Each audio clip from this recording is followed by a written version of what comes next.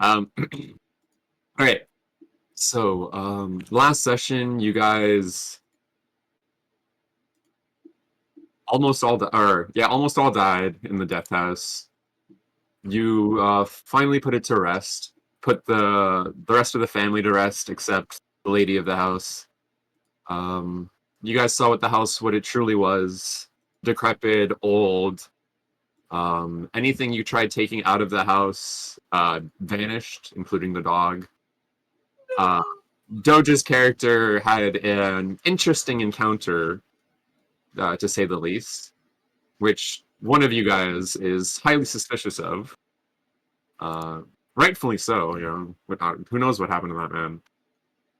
You guys left the death house, traveled towards the road, tried to find people, civilization, anything, and you guys ended up in the village of Barovia. So far, you guys have not really interacted with anyone. You guys heard some crying. You guys found some open doors, open houses, closed houses. You didn't interact with any of them. You don't know if there's more people there. Though you did hear the sobbing of a lady, which you guys investigated. Well, one of you guys probably investigated, and a man coming up to you, and that's where I ended the session. 1 second, let me close some of my cheat sheet shits. You need to import like the new character stuff in. Yeah, that'll take 2 seconds. I was just making sure. Oh yeah, so you guys are all you guys have done all your characters. I can import them properly. I just click a button and it's done. I believe I did it last time.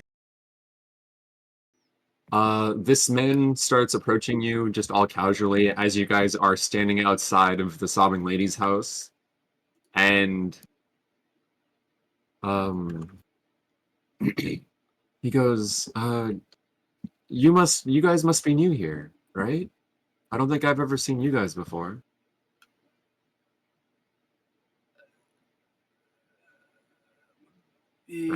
Yeah, my character would look over at him. Yes. Mhm. We heard the crying and we were wondering what was going on. Oh, so the lady in that house, she had an unfortunate situation with her daughter. Her daughter, how do I put this? As you can see, this village isn't in the best state, and most of these houses are boarded from the inside to keep things out. A lot of our villagers try to keep their children and the like safe and at home, even for extended periods of time. And well, her daughter her daughter had enough of that, and we haven't seen her in a while.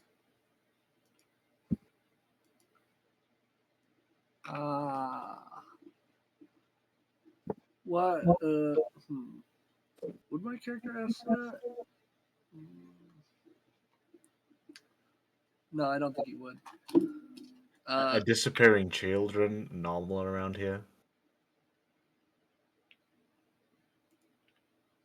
Well, I won't say that in this case it wasn't the child chose to leave willingly, but I can't I can't say that no, it isn't abnormal for random people to just go missing either. That's not good. Is there any leads to that or no? Like, if you don't mind me asking, why are people disappearing? Are there any rumors around? He looks around, wary of. Looks like he wants to answer your question, but he he hesitates for a second. Perhaps we should do this in a better place. Uh, I was as I was coming here, I was gonna go to the local tavern. He points behind him. If you guys would like to join me. Haven't I known for Sure. rumors? I mean, probably could pick up Sure. some information there. I want to know why people are disappearing. And what about you, Josh? What do So you I do? think my character's probably conked out because he's like watching what Raven's doing, or not Raven, what my Mhm. bird is doing. Your Raven, yeah. Your Raven is just still observing the lady in the corner, just sobbing, like almost hysterically, but not completely. Just clutching the doll that she has. What name is she sobbing? I have that written. Sorry, I had that written down and I deleted it. I think it's Esmeralda. Sorry, 1 second. Sorry, Gertruda. Hmm. Oh, Gertruda. Oh, Gertruda. Okay. Yeah, I think after that, he'll have his Raven come back and he'll just like go back to, how do I word it? Come back to the present, I guess. Yeah. I come back to you. All right. Yeah. By the way, so you call your Raven back. Your Raven comes back down the stairs, leaving the woman sobbing to herself, and then flies out the window. And this is what your Raven looks like. Like this is what it looked like ever since you resummoned it. Sick. He looks cool as fuck. Okay, so he starts walking towards the tavern, which is over here. He points at it as this building here, and he looks behind, seeing if you guys are gonna follow. It's Yeah. unpaused. You guys are free to. Yeah, I'm following. So as he's entering the house, or sorry, as he is entering the tavern, which I did describe earlier, but there is a sign that says "Blood on the Vine Tavern" above the door.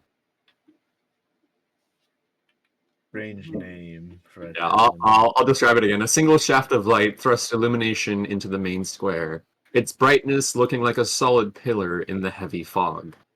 Above the gaping doorway, a sign hangs precariously askew, proclaiming this to be the Blood on the Vine Tavern. So, as you guys are doing this, give me, all of you give me a perception.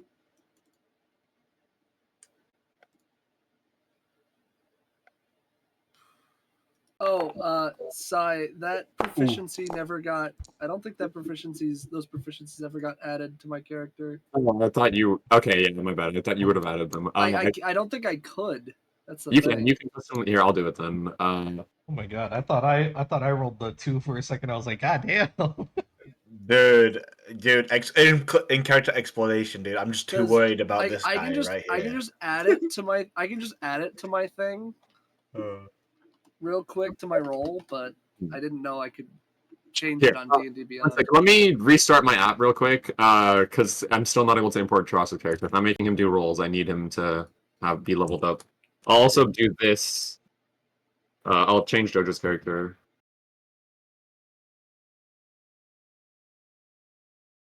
you know. Doge, so did you roll perception? It didn't. No, I did okay. not roll it because I Yes, didn't. that's good. Yeah. That's good.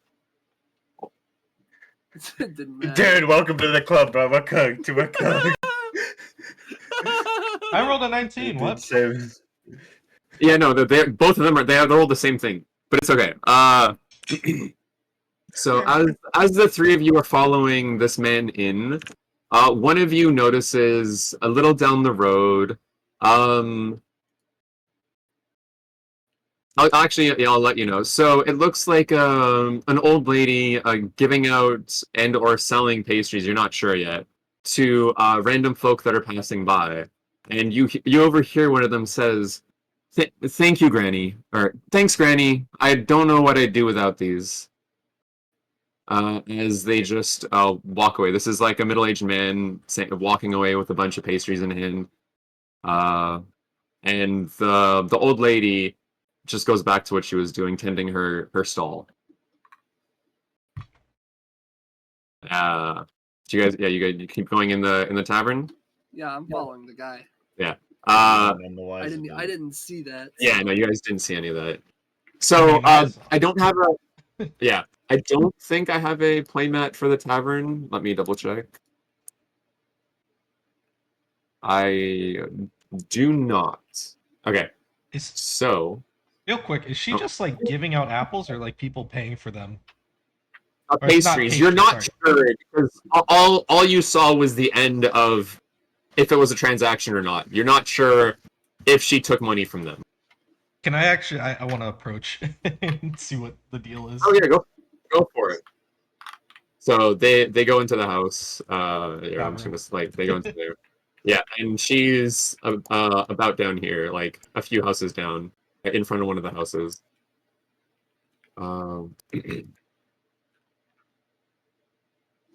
She notices you approaching, and she says, "Oh, hello, dearie. Could I interest you in a pastry?" I think. Oh my god, this is weird. I can't really communicate that well. It's gonna be weird having this bird talking to her.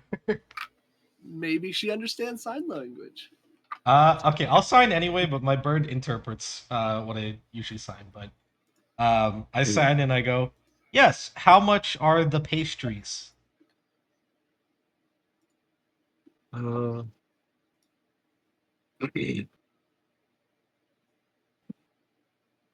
Sorry, I need to. 100 copper each. How many does she have at this stand? Right, it's a Yeah, stand. she has a table full, and it looks like she has some behind her too. There are an exorbitant amount. Only have gold. How much? Wait, how much is one gold piece in copper? So 10 copper is 1 silver. 1 silver is 10 silver is 1 gold.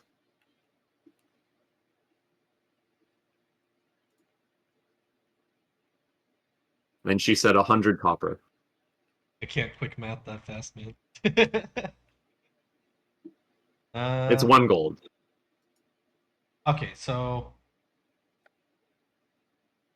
100 copper, 1 gold. You said, and how much? Wait, how Yeah, much? 100 copper. And she said each pastry is 100 copper. Yeah, each pastry is 1 gold equivalent. Okay. I think I'll just take out like 3 gold pieces and I'll give it to her. Oh wait, hold on, real quick. Is Humberto's character just gone entirely, or? Uh, I'll say he accompanies you guys into the tavern, but I won't be role playing him. I'm just gonna say this until I can find a way to write him out for now. Like I am not comfortable with role playing his character, Okay, then so I will. if that's the case, I would buy 4 pastries instead of 3. Gotcha. Oh, four pastries. That would be 400 copper, dearie. I just pull out 4 gold Or pieces. or 4 gold. Yeah, that works too. Thank you. And then I wave her off and I go You back to the tavern. yeah, you can eat them when they're hot, but they're also just as well when they're cooled off. If hot pastries aren't your thing. I give her a thumbs up. My bird goes, "Thank you," and walk away. And she goes back to tending to her stall. All right. So the two of you notice that Raven wasn't with you guys initially, but after about a minute, he follows you into the tavern. Let me bring up the tavern page. You guys enter this tavern. That looks about 60 square feet. There inside there's just a single bartender and three what look to be women sitting at one of the tables with nobody else inside the tavern currently. Ismark is waves at the bartender and goes to sit down at one of the tables, and he's saying the usual, please.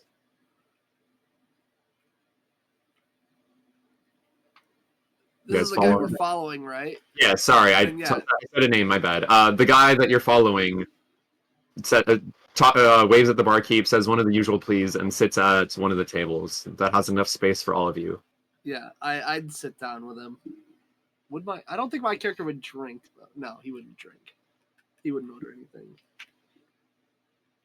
Yeah. So the bartender notices him and starts readying a drink that you're not sure what it is, but he grabs a glass that he was cleaning his glasses, or he was tidying his glasses. And he stops that to ready a drink for this man that invited you into the tavern.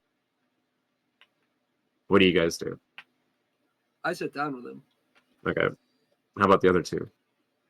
Uh, I'm gonna make a perception check to see what the drink looks like. It's not ready yet, so I'll let you, like, unless you want to go up to the barkeep, because he's sitting. Take over, dude. Nah, I'm good. I'm good. Okay. I'll just sit down on the others. Okay. How about you, Raven?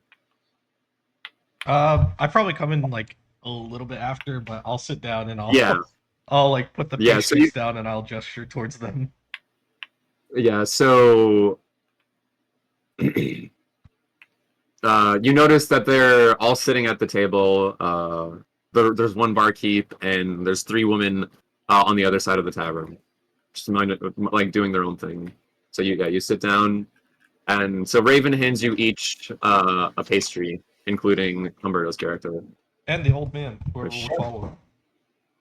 I didn't buy one for myself. Oh wait, so you got one for the guy leading you in, one for each. So there's 5 of you then, if you're including Humberto's character. Are you not? But I only got like 4 in total, so I'm not eating one. I see. How Especially generous because of I'd you. have to take off my mask in front of everybody if he was going to eat. How generous of you. Yeah. So you guys are handed a pastry. What do? Do you accept it? My character would accept it. He blindly trusted Ramiel. He would blindly trust Raven too. Mm-hmm. He doesn't think Raven would betray him, at least. Get this. Not gonna lie, I don't know if this pastry is like special or something. I just bought it and I'm seeing if anything happens to you guys. Where'd you get it? Okay. Where'd you get it? I'd point outside. Yes. I just start biting. I won't into eat it, but I will pocket it. Okay. It's still hot, right? Or what? Yes, it is still fresh. Oh yeah, then I'd eat it. My character likes hot food. He'd eat it. Okay. How about Tab? You don't eat it either. I don't want to eat it. Okay. So Zeke, please give me a Constitution saving throw. Ah, I see. Okay. I figured something like this was gonna happen. Ooh. Okay. 14. Okay. So as you guys are all sitting down and getting yourself comfortable, Zeke bites into one of the pastries, like a big bite. Like, explain. Like, what are you doing? Yeah, it'd be a big bite. Like he bites through the corner. So it smells like a mincemeat pie.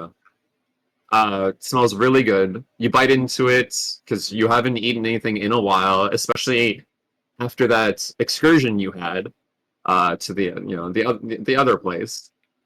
You feel rather hungry. You take a pretty big bite out of it, and you fall asleep. Ah. Okay. So yeah.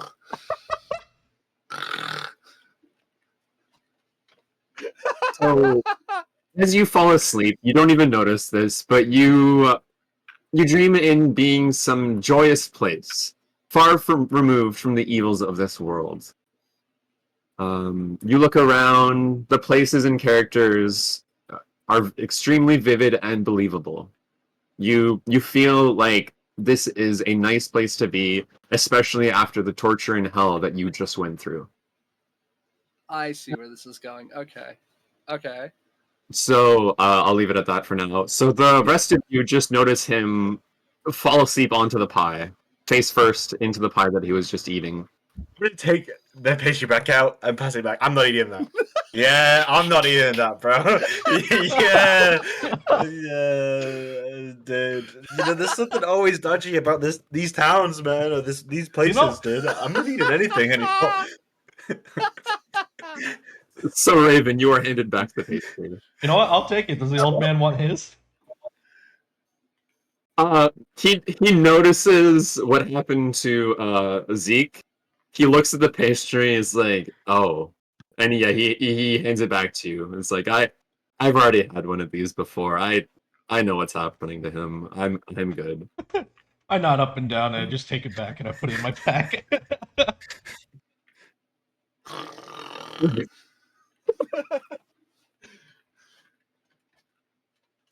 He gestures, by the way, if your friend there, unless you guys want to wake him up, he's probably going to be out for quite a while. Give him a slap on the back of the head, a harmless slap, dude. All right, so that is enough to wake Zeke up. So Zeke, as you were, do you actually here? Wait. Do you want to describe this place, or should I? Like, what would it constitute a happy and joyous place for you?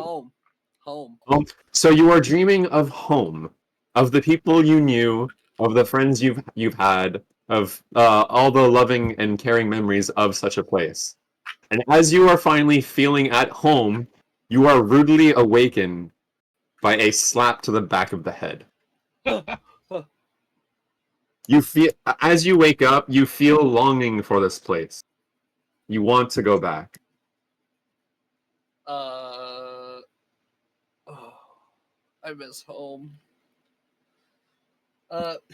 Does my would I know what would have made my character fall asleep? Or like I know I guess that's the wrong question.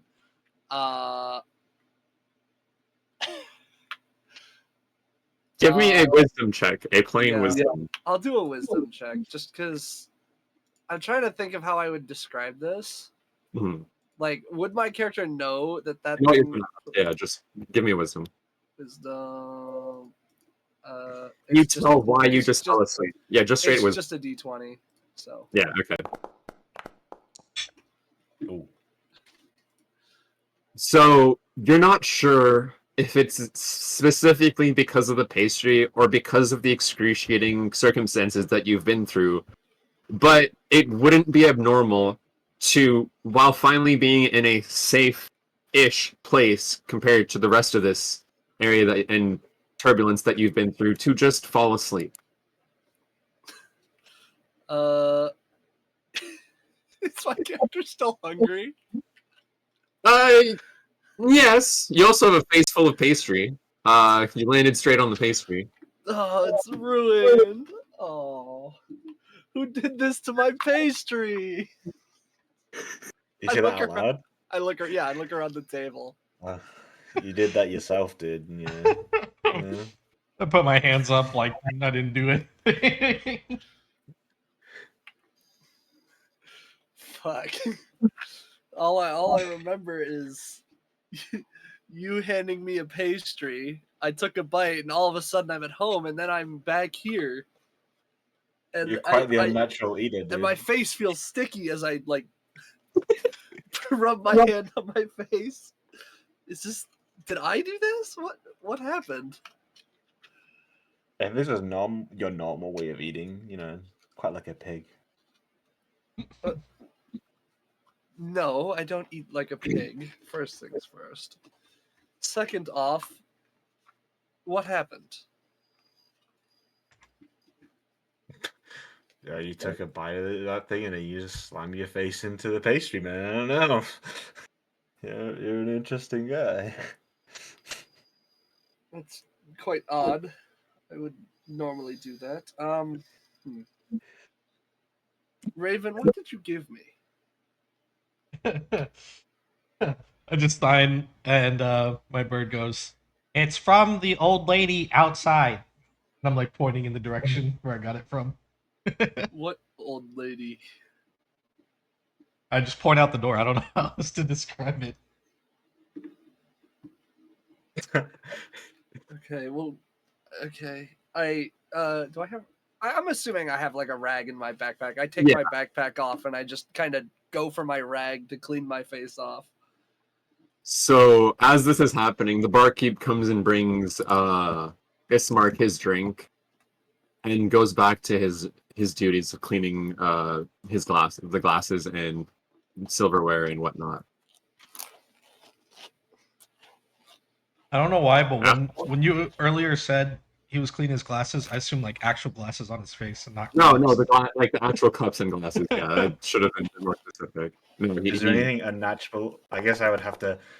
No, that was sucked, dude. So no, you are more focused on whatever the hell Zeke just did than whatever the barkeep is doing. You just noticed that the barkeep came, gave the drink, and left. Oh my god.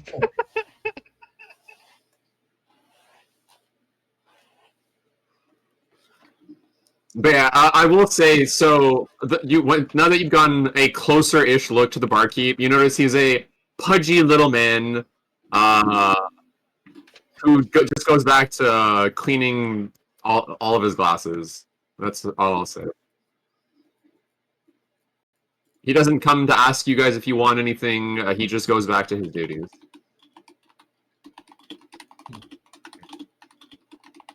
Does anyone say anything?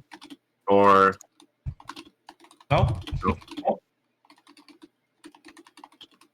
all right. So this man that invited you into the tavern, he lets out a decent sigh as he goes for his drink, drinks some of it, and then he says, "I, I don't even know where to start. Um, well, I should ask you guys. What do you know about these lands?" Um.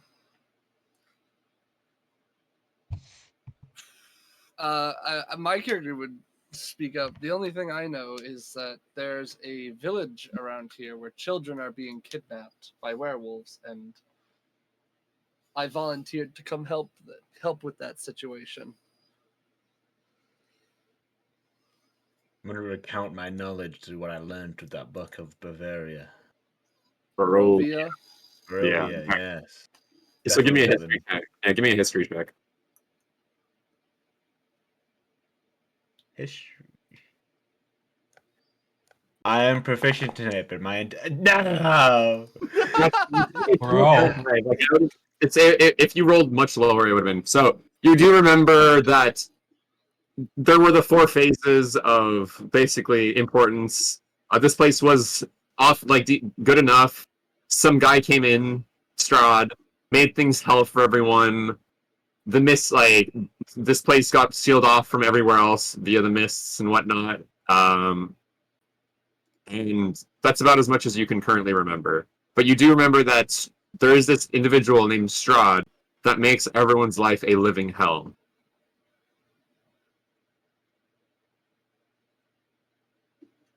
I'll just recount what I know to just back to So, and then he says, "So you do know." You guys were asking if this was normal. Well, yes, this has become normal.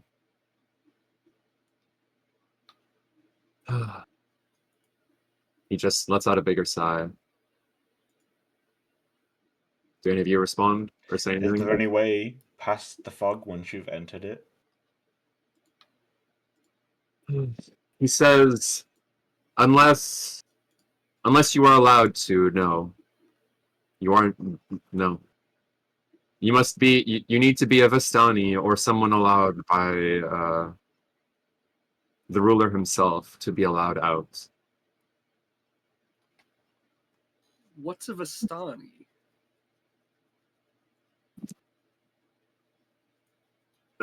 He looks around a bit before explaining.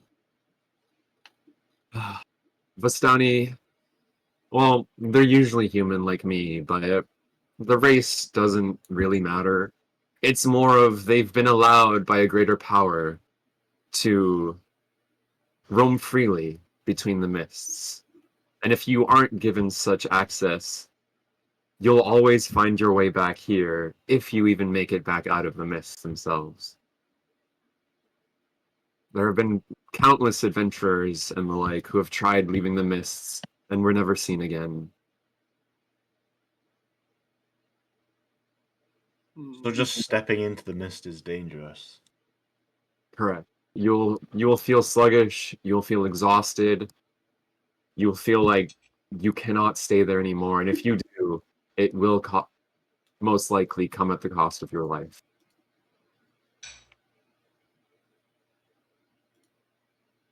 I see. So we're trapped here until we appeal to a higher power. Unfortunately, like the rest of us. Great. So he speaks up. So you say your original goal here was to help with werewolves? Yes, mine was at least. I'm assuming these three as well. Put a thumbs up. I came here to help and heal people, but I don't know if this land even needs healing at this point. Well, I can't attest to the healing because most people, like, um, as you've seen, it's not necessarily that we're hurt, but the help is definitely, uh, the help can definitely come in, I was going to say need. As you see, like that lady who lost her daughter, and many others of us, we are in dire need of help, usually. I see. It's just, oh, go ahead. What do you need help with around here? Is this where the kidnappings are happening? They happen anywhere and everywhere. Yeah. He looks around again, making sure like the barkeep and the three women across the room aren't looking or interested, and he says, "This it all originates from Strahd himself. He may call this place his land, but he doesn't treat us like citizens. He barely treats us as people." You keep glancing around like there's someone else to be afraid of in this village. Are there people like that are abusing the citizens or something? It's not it's not that exactly. It's just you never know where a follower of Strahd might appear or show up, or if any of them even. And also, the citizens of this city and a lot will do anything for Strahd not to come knocking at their door next. Just thinking of the house we just came from. Mhm. So it's hard to trust anyone when you're trying to do good in these parts. He just lets out a long sigh. Yes, unfortunately. And I know I'm reaching out on a limb because for all you guys know, I might be one of those people, but I, the rest of this town has given up.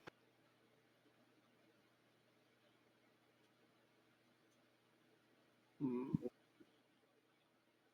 Well, I am happy to help in any way I can. Uh, I just need a direction to go in.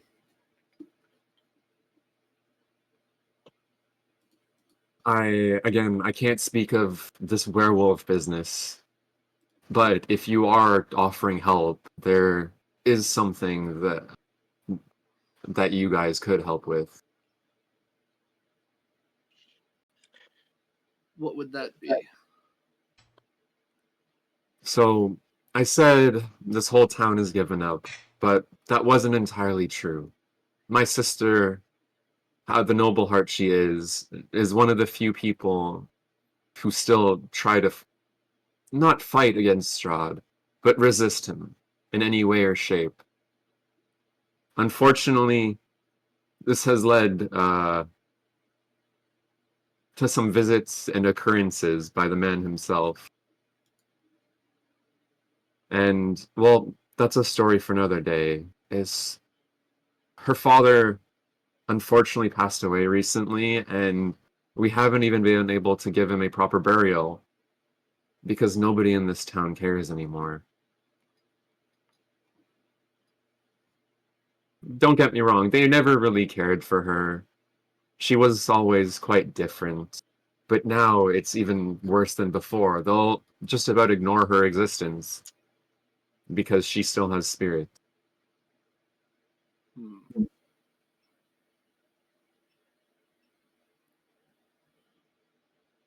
And you want us to help your sister, I'm assuming?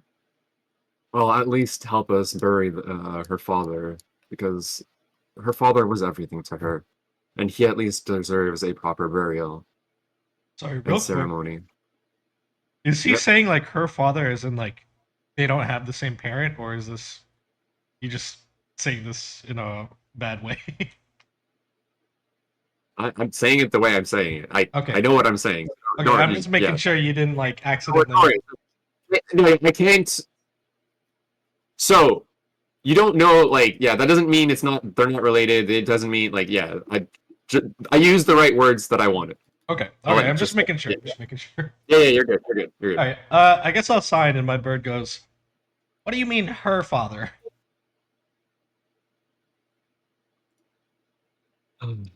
Well, we aren't blood related, but we might as well be. We've been together for as long as I can remember. She she comes from a noble family, and while we ourselves weren't nobles, we always treated her like one of us, and she always treated us like like her family, which is why it pains me to see her in the state she's in right now. I see. Well, I that is a very noble cause, and I would be more than happy to help.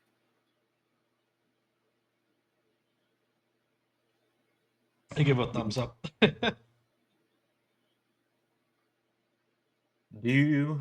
I doubt you do have the quiet mercenary materials, but I could offer him a proper burial. But I don't know if I have the resources at the moment. It would be powdered silver, but I doubt such a village like this has something like that. Yeah. Speaking of silver for a second, I don't know if you've been to any of the stores or done any transactions in the city, which are still possible. Though our supply is limited, silver has run out in its entirety for a while now. Why Maybe, silver? maybe he looks at you with a confused. Do you not know the properties of silver? I don't think my character would. No. What I think I would, right? Can I What do you? Yeah, go ahead. What's can up? I do like an intelligence check? Like I know out of character why, Yes. but I want to see if my Yeah. character realizes why. Yeah. So both you and Mr. Cleric, give me a straight intelligence check. It'll be easier for one of you than the other. 17 plus 8. Look at that. 19. Yeah. Okay. So you can both deduce that one of the major properties of silver is it works really well against vampires. I nod my head slowly.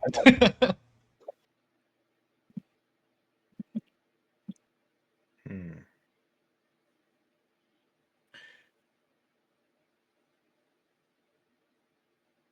So are you saying there's more than a simple reason why it's sold out?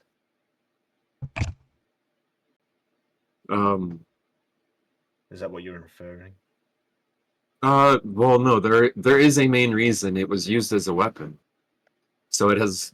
In most cases, you won't find silver anywhere. I'm sure there are still traces of silver, but it is no longer even used as a currency because people melted it down to forge into weapons. So if you did come across some silver, I'm sure whatever merchant was selling it would be selling it at even more value than gold or platinum. Are there any need for these weapons as Silver to still exist now? Are there beings as such need to be dealt with like those kind of weapons? Uh, so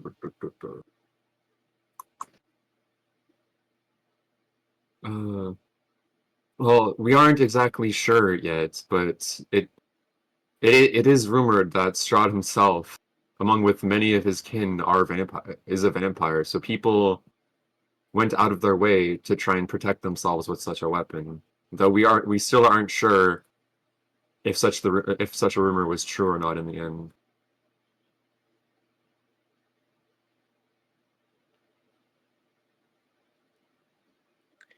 If the rumors are true, then vampires are nothing but self-serving and evil creatures. By the I art of mean, it, it sounds like Strahd himself is self-serving and evil. but vampires are much worse. They give up their humanity, their very being, to become a creature that's worse. And if that is the case, there is only one solution.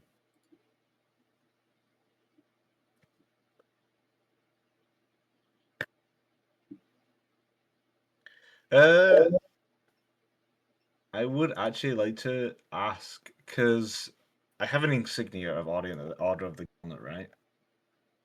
So yeah, you have your insignia of the order. Yeah, yeah. I'm gonna show him like slide it. Just I won't give it to him, but just say, "Do you recognize this symbol? Has it ever paraded anywhere in these lands?" Oh, just double checking. That's the 5 groups that I showed you at the beginning. That's the symbol, right? Yeah, It's Order that of the one. Gauntlet. One of Yeah, the yeah, yeah. five Sorry, factions, yeah. yeah. Just double checking. He says, "Oh, I haven't seen that symbol in a while, but yes, adventurers like you have come and gone who have displayed such a symbol. Though, like I said it already, it's been a while since new adventurers showed up, so I haven't seen the symbol in quite a while." So is there no one around here that represents that or is Uh, associated with it? Unfortunately, in this village, no. There used to be passerbys who would come and go who bore such a symbol, but in the near past, I no, there's no more representatives.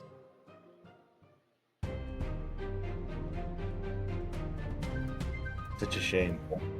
If my order was here, they could probably do more help than I could alone.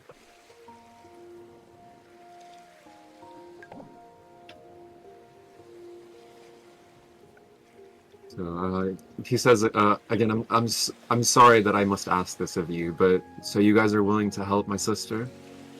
Yes. I At give least him I another am. thumbs up. And he looks over at Ramiel. If do you know how long ago people like this have come through here? Or do you not remember? Do you not have a clear mind? He goes into a bit of thought. There was, I'd say it's been at least a few months. So if they are gone, it's highly unlikely if they're even nearby anymore. Yeah, I see. I'm sorry, I can't attest to that. I wasn't really that friendly with them to start with. Well, not friendly. I'm gonna be honest. I don't normally go up to just random adventurers and tell them everything, but at this point, it's one of the few things I haven't tried. So I'm sorry that I can't give you any more information on your order. Uh, while this conversation is happening, can I like look around and see if anybody's like trying to pay attention to our conversation? Because he mentioned earlier that there are followers of Strahd that might be like listening at any turn. Yeah. So yeah, go ahead. Do a perception. Let's see if I get anything out of it. Nope. Yeah. So no, like You still see the bartender cleaning his glasses, repeating the motions, and then the three women across the bar who, as far as you can tell, aren't paying you any notice. Okay.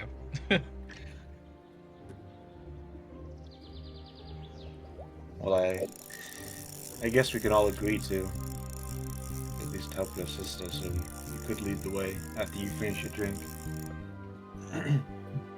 Yeah, so he's just about finished his drink, and he just leaves it on the table. Just double checking, so Raven, you put your the pastries back in your bag or Yeah. somewhere. There's only Okay. 3, right? 3 in total? 3 left. Oh wait, hold on. Did Humberto's character take one? Did he? I would say no. He saw Zeke just chomp down and knock the fuck out. So no. Okay, so I have 3. Okay, cool. I'll keep that in mind. You know what? I'm probably just gonna say Humberto's character just stays in the tavern for now. It's easier for all me and you guys to stop being like, oh, what's he doing? So he's just gonna chill in the tavern. We're never gonna find him again. He gets murdered. So he thanks you. He says that thank you again. This means so much to me. Nobody has been this tried to be at least even offering help in I can't even remember when. So long now.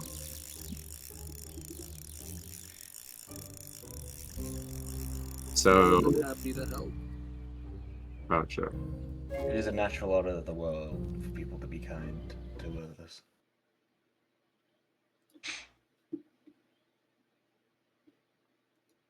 It's a rare trait nowadays, and I commend you for it. Alright, I need to bring this where is this? On set. Okay, yeah. So he leads you guys out of the tavern. So you guys are now out of the tavern. Raven, are you looking to see if the old lady's still there, or do you care? Yeah, I guess. I'll just be like a little paranoid since he mentioned Yeah. Agents of Strahd. No. Yeah, no. So her and her trolley thing or whatever cards are gone, nowhere to be seen. Oh. Okay then.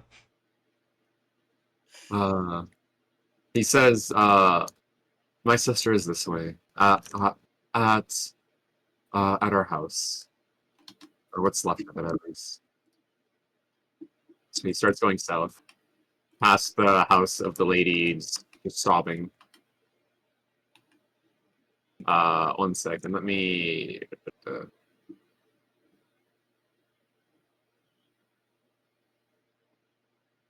So actually, I misspoke. So this house down here is the lady. I'm pretty sure. So, all of you, give me a perception check.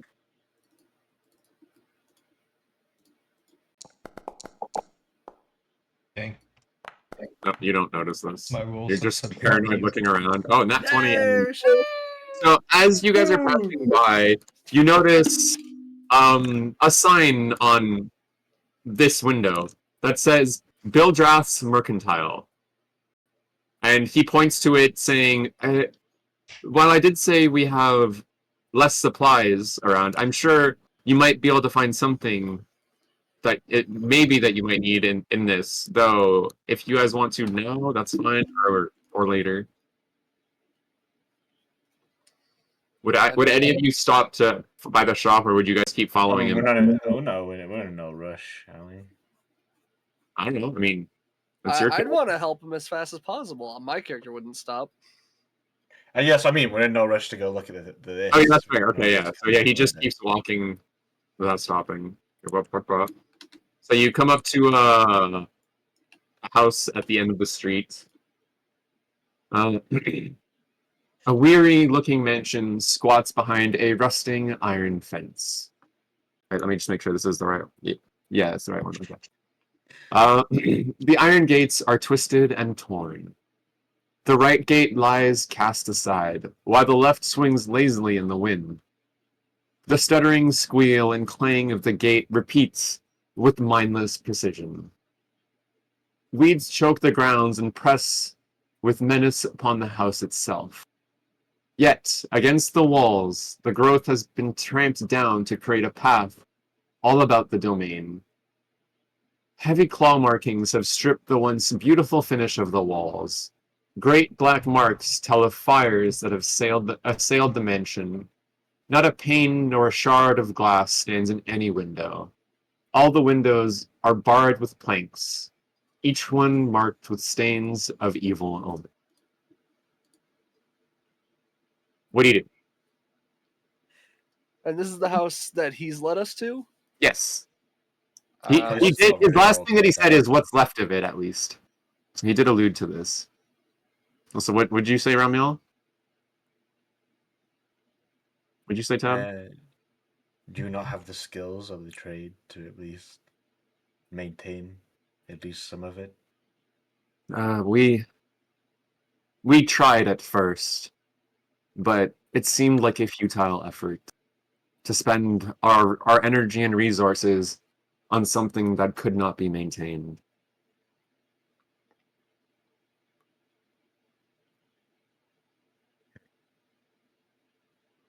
hmm. So, anyone else say anything? Nope.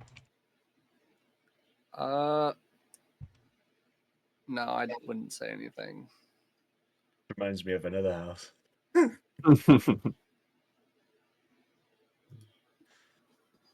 So he goes up to the door and knocks on it. Uh, and no response at first. He knocks on the door again, a bit louder, and you hear a voice from inside saying, "Go away! I'm not in the mood right now. If you guys are here for more trouble, I've had it." Oh no. It's like Trouble. he speaks up. It's like, Irina, it's me. It's me. Don't worry. It's like, oh. Then you hear some clanging, some unlocking, some unbarring of wood, and a lady opens the door. It's like, well, if it was you, why didn't you just say so? And you see, I only have one picture of her, but 1 second. I only have one with her sword. I didn't bother cropping it, but you see this lady come out of the house. You notice a striking young woman with auburn hair, uh, who seemed a little distraught at first with her words, but now that she's noticed this man in front of you, who you still don't have the name of, by the way, who didn't you didn't ask, he didn't offer it. Uh, she calms down on the side of him. She says, "Well, Ismark, don't scare me like that." He said, brief conversation goes between them, and he points to you guys, saying, these guys, I think they're willing to help, at least more so than the rest of this village." She gleams over at you guys with a bit of distrusting eyes. Do you guys say anything? My bird goes. No, I'm kidding. Actually, you know what? The bird would probably do that. Yeah, fuck it.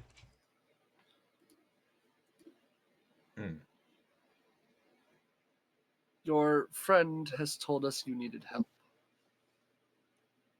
And I am no stranger to helping others. I am an ordained clergy member, and I heard that you need help burying someone.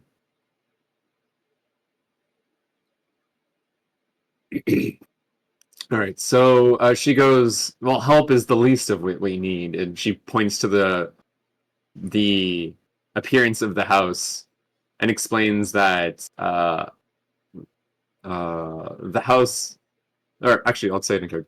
Well, what are you guys like? What are you guys gonna help with? Is what she says. How are you She guys gonna explained, help? are we gonna be like burying like the father? Oh, I mean, I guess that's a start. Yeah, no one else in this village is strong-willed enough to even care about my father, who never did them any wrong and was always out there to help them. But as soon as he passed away, they just gave us the cold shoulder, as if we didn't even exist anymore. They don't care.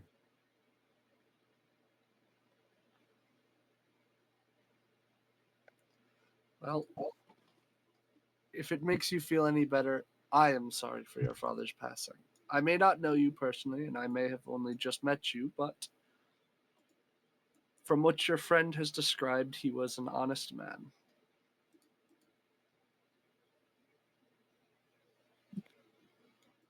He was more than that. He was my father, and he helped everyone in this city.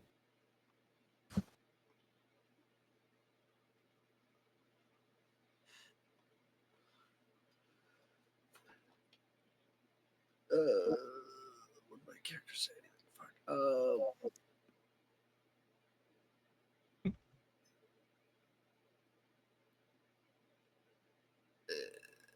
Yeah, the the city seems like it needs a lot of help at the minute, and if your father was giving them as much help as they can and they weren't grateful, they are not great people. Uh, Ismark speaks up. Well, should we head inside? It's probably safer to talk in there than out here.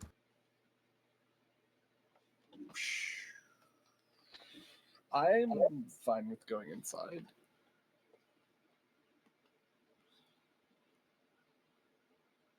Is everyone else Probably better going? than out here. Oh, Yeah. All right. I also don't have a playmat for this, so you guys all go inside. And she closes the door behind you and slightly boarding it up before with what you can assume she undid before. She just puts it back up. More of to keep something out than to keep you guys in, it looks like. All right, sorry. Keep something from coming in than to keep you guys from going out. I should say it like that. You guys enter the house and you see that the interior of this mansion is well furnished, yet the fixtures show sign of great wear. Noticeable oddities are the boarded up windows and the presence of holy symbols in every room.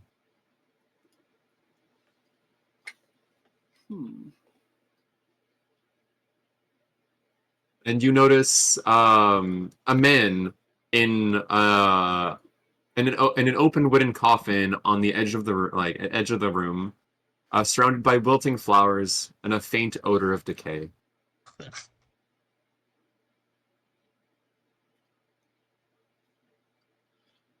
She, upon looking at the coffin, she says, "I don't know how they could do this.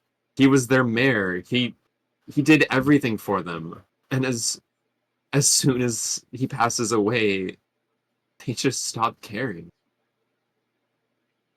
Did he pass away of natural causes, or did something avail him? Or,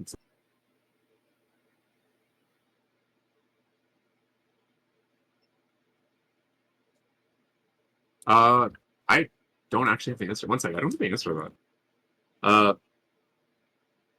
Yeah, okay, I'm just gonna roll it. Yeah. Yes, he passed of natural causes. While it's other people in this city and other people in these lands did not, he kept mostly to himself when the time called for. And yes, he unfortunately passed away not too long ago.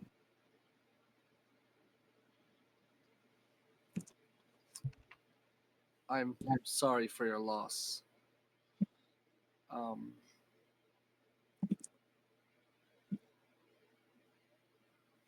what do you say in this kind of situation? Uh,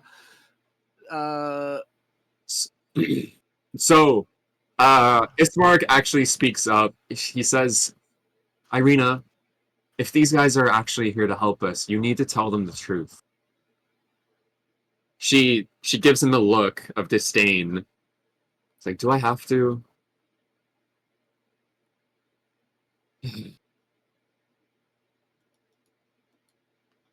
She takes a minute to compose herself. She says, I'm not sure how much my brother here has told you, but I'm sure he's at least told you something about Strahd himself.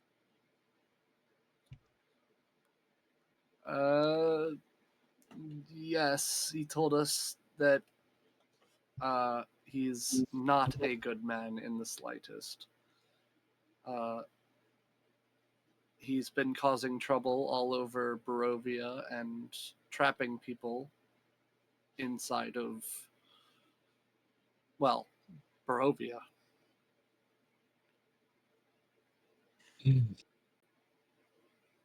Causing trouble for people is undermining everything he's done. I'm sure you noticed the condition of the house outside. Mm-hmm. Well, those are all the markings of the creatures and monsters that Strahd himself has sent. So he controls evil monsters. That clearly is not a good sign, especially to what the man's nature is.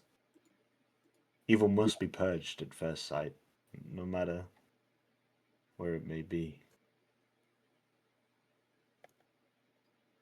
And she continues, I'm sure you must be wondering why this house is the one with all the markings, while the rest of this town, sure, it has similar markings, but not to this degree. I'm not sure if this is some cruel, sick joke by Strahd himself or people around him, but he she kind of just clams up and stops talking, and Ismark takes over. What my sister here is trying to say is, whether a sick joke or not, Strahd himself has taken a fancy to my sister, either as a plaything or I don't know. But he's been calling her his wife, even though no such thing has ever occurred, and they've only met maybe twice at ever. Yeah, that is yuck. Oh my god. What? I don't know why, but I'm just He imagining Strahd is like an incel Is with a this fedora now. is this that man Strahd? is quite concerning. If you've truly met him, do you know if he's truly human or not? I I don't know if by I know what you mean to ask by human, but his actions and his demeanor are anything but. Though I can't speak for if he's a human as you are actually asking, like you and I. Well, the way you describe him, he certainly doesn't sound human. Well, would a human send droves of monsters to tear up the city, tear up the people, just for this? No. In the philosophical sense, there are humans that are evil. But what I was asking is the determination Yeah, of who he I- is. yeah, I'm not sure. Again, I've met him maybe twice at most, and it was brief interactions. Hmm.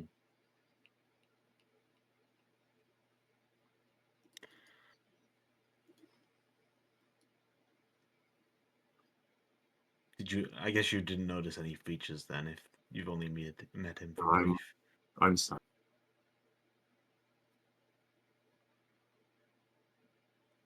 Well, he sounds like a sick man if he, upon meeting you, thinks you're his wife. But I obviously declined him at first, and then he just kept sending monsters and monsters, and I did say my father met a peaceful end, but it was anything but that.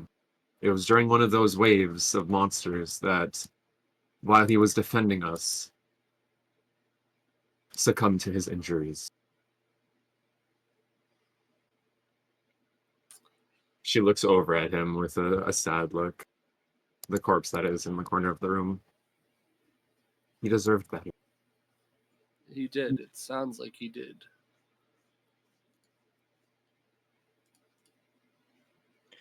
So the brother speaks up. I did mention that the town had given up. Well, this is what I meant. They don't care to help Irina anymore. They don't. They mi- they pretend we don't even exist, or want us to come out and surrender Irina to be his wife. Some, and he just stops himself in a sigh, almost as if he doesn't even believe his own words. Well, I would like to ask her, has she ever gotten help or contacted any adventurers that have passed here before?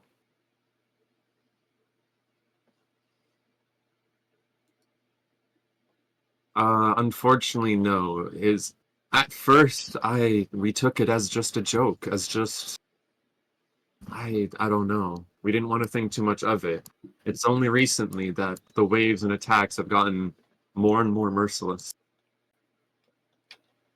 And in past recent time, there haven't been such adventurers passing by anymore.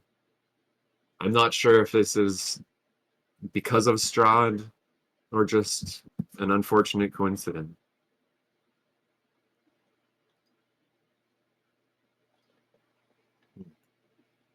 Oh. the way you describe Strahd sounds as if he should be locked up eternally, never allowed to see the light of day again. You couldn't have said it better.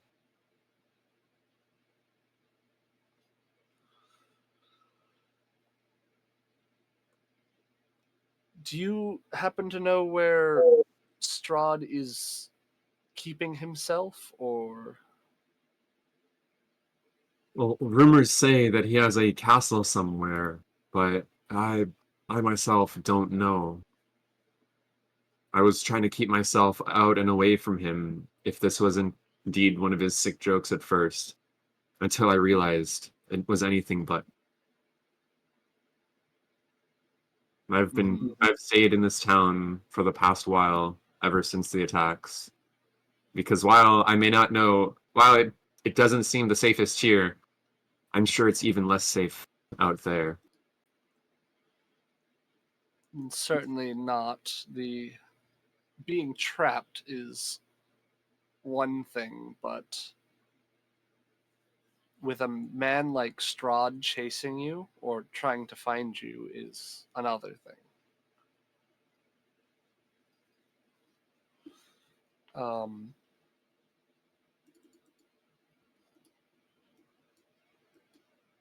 your she said she doesn't know where it is.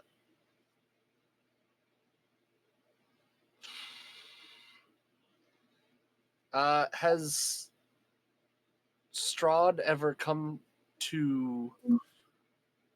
No, I don't know what I was going with that. Forget what I said. Okay. Yeah. Anybody else have anything to say?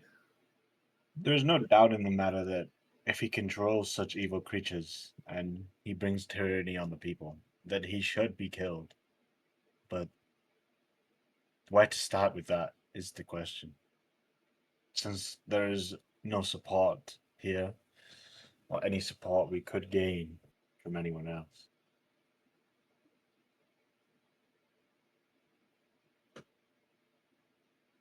Ismark speaks up as you couldn't say anything further or closer to the truth, but for your own sake and ours, try not to say anything like that outside of this house. You never know when his followers are listening in. So you're saying we should run around praising him for his actions? His actions do not deserve praise. I know what I'm saying. I never said that, but at least try not to outwardly scorn him when you're not sure who is listening. Mm-hmm.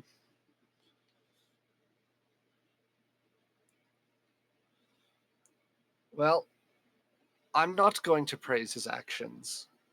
He doesn't deserve that. but I will keep what you've said in mind.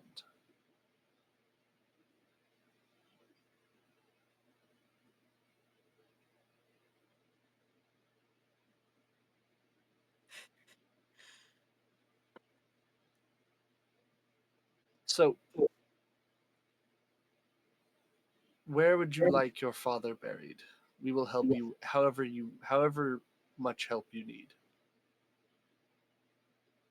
Um, Ismark speaks up. There's a church that's still tended on the other side of town, where there is the village priest still maintains it and does ceremonies and the like. And we were hoping that you could help bring our father's coffin all the way there for a proper burial and ceremony.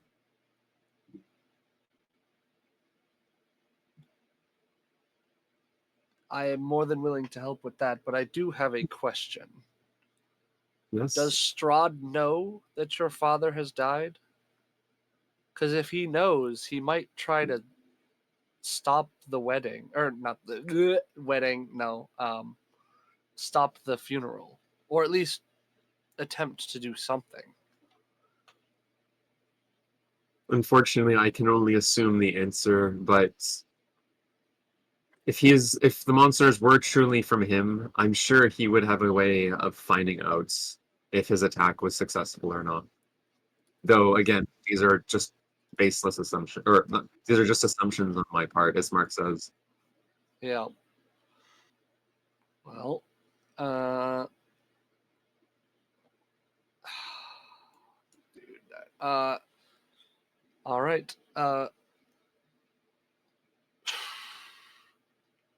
Do we have any way of getting his coffin to the church on the other side of town? Um,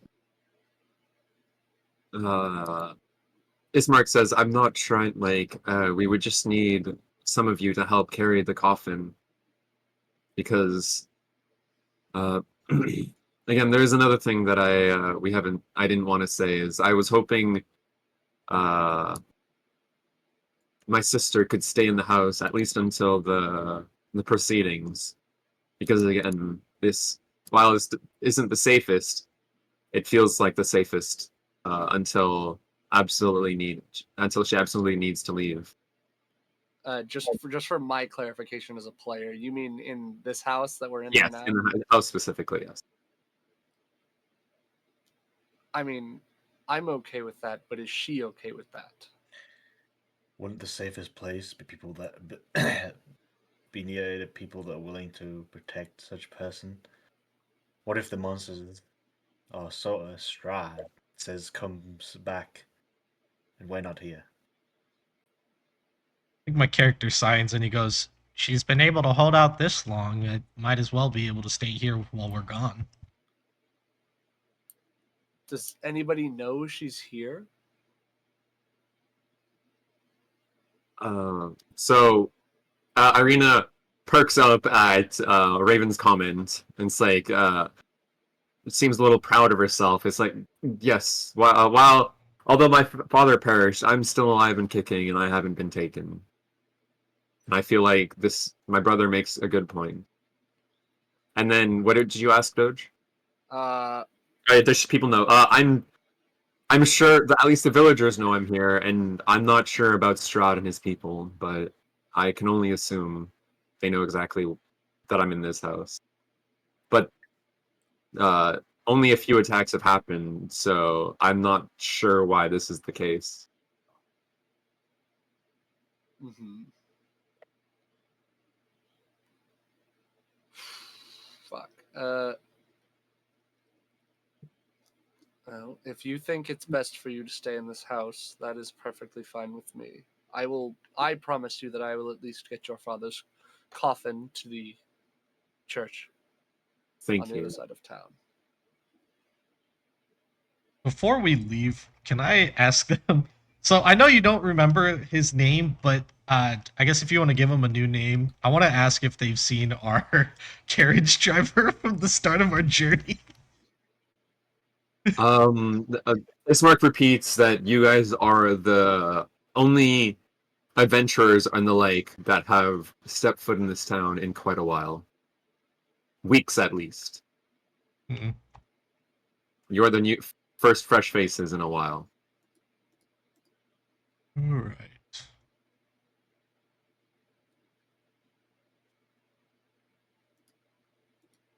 Yeah, I guess that's all I have to say. Yeah, I don't know if you want to give that guy a new name though, since you told me you don't remember it. Don't worry about it. No. You're just gonna keep asking where he is every time we meet. Every time.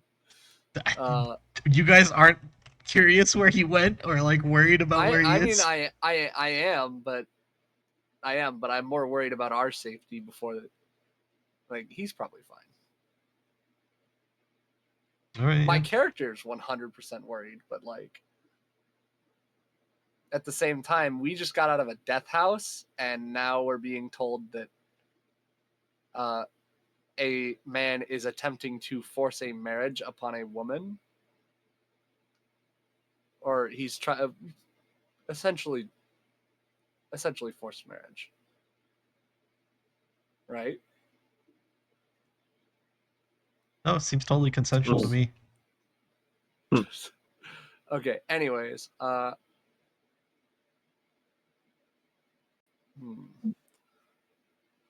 do you think the villagers will attempt to stop us moving your father's corpse, or no? I don't think they want anything to do with this, so I'm pretty sure you will have free reign to get to the chapel or the church. Oh, that's good. As long as nobody tries to stop us. I guess we should get moving then, unless anybody has any more questions.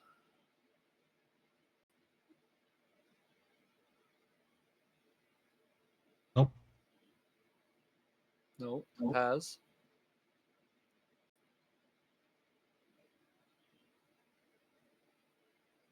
Paz. He's dead. Tabula.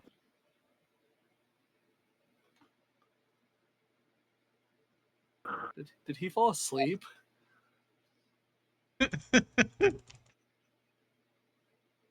Ain't no way, right? Ain't no way. Literally ain't no way.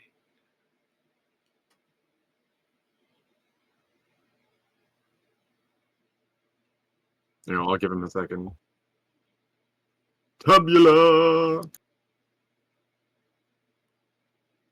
Hit him with the I have to say hello. something about it. Hello, hello? Is your mic broken? I don't think he's there. I think he had to step away. Mm. Alright, slight intermission. Slight intermission. Start into me. Oh, what the fuck? You are there, you bitch. I came back. The fuck? Let me know if you're gonna step away, you shite. Alright. So, Ismark speaks up. Since you guys are willing to help, I do want to be honest. I don't know if the rumors are true and all, or I don't even really know the rumors, but there has been gossip about the church and the current priest there, Mr. Donovic. Uh, though again, it might just be baseless rumors, but apparently he had something happen with his son one time when he went. I should give a bit more backstory. Sorry, Ismark says.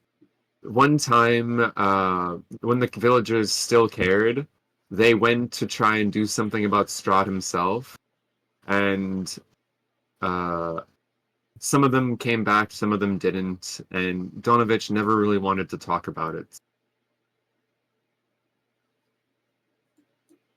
But that's all I know.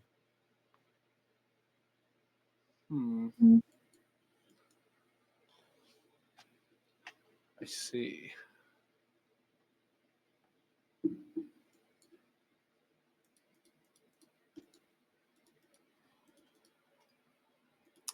Um, And just for clarity's sake, do you happen to know what happened to his son?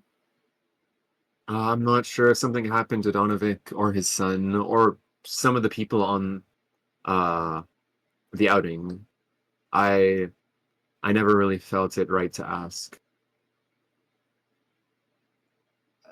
Has he been acting strange as of late after this encounter or this happenstance?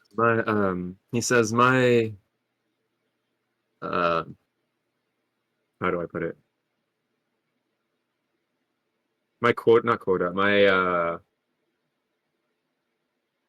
what he's trying to say is that his in relation to what everything that's happening, anything right now could be considered strange or not. Like his sense of view or his perspective on what is strange or not has been uh muddled. Yeah. So that's what he's trying to tell you. He's like, I'm not sure. Like Well, this whole town is strange, but I don't know. we'll keep an eye out, or at least I will. I'll keep an eye on him. Because, as you said, you never know who is a. Uh, you can never know who is a informant for Strahd. Mhm.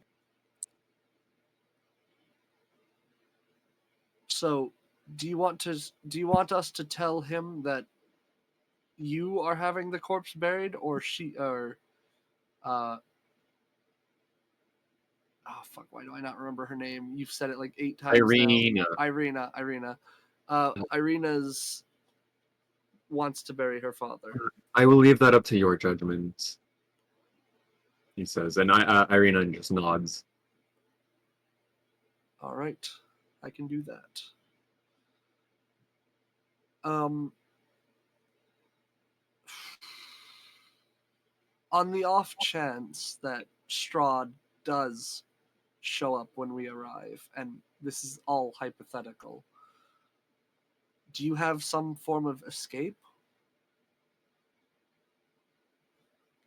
planned out? We never Irina speaks up. While escape isn't in my blood, I get where you're coming from, and we have given it some thoughts. If we weren't tied down here by my father, my father wanting himself to be buried in the church, we could have left at any time.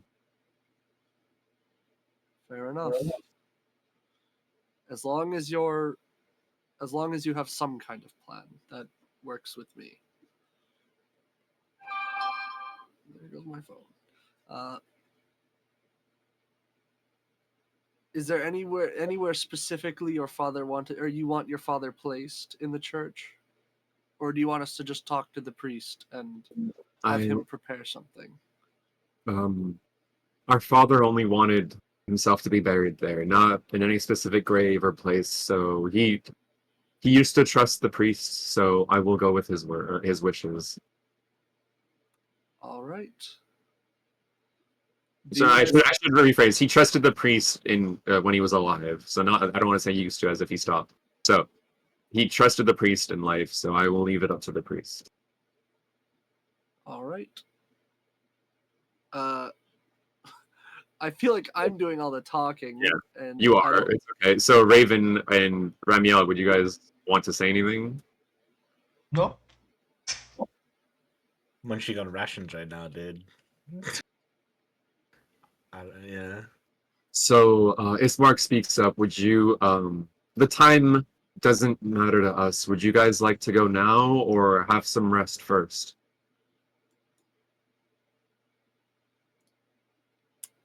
I'm wide 'Cause I'm awake. not sure what kind of adventures you guys have been on until here. We have no need for I rest. I am fine on rest. I don't know about everyone else. Just give everybody a thumbs up. Thumbs up. Thumbs up, dude. Alright. Well, um, then should we can head out then? Yes. Um, So Ismark goes to the front of the coffin, looking at the coffin, just a little bit sad, and then goes to try, waiting for you guys to help him, but goes to pick up the coffin. I will help him.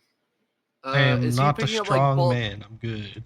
Is he picking up both front? Like I'm assuming it has 4 little handles. Is he picking up the front and both the front ones, or just one of the front? He goes to the front and like is positioned to pick it up, but he's waiting on what you guys do. No. Yeah, but I'm asking, is he No, but grabbing I'm both saying ends? he's waiting until he sees what you guys do to help. Oh, I'll I'll go to help the him. back. I'll help him for sure. But I just want to know. He's saying he's waiting to see how many people help, and if he has to do it like the front himself, and that's what I'm saying. Okay. I'll help him in the front if Paz is going to the back.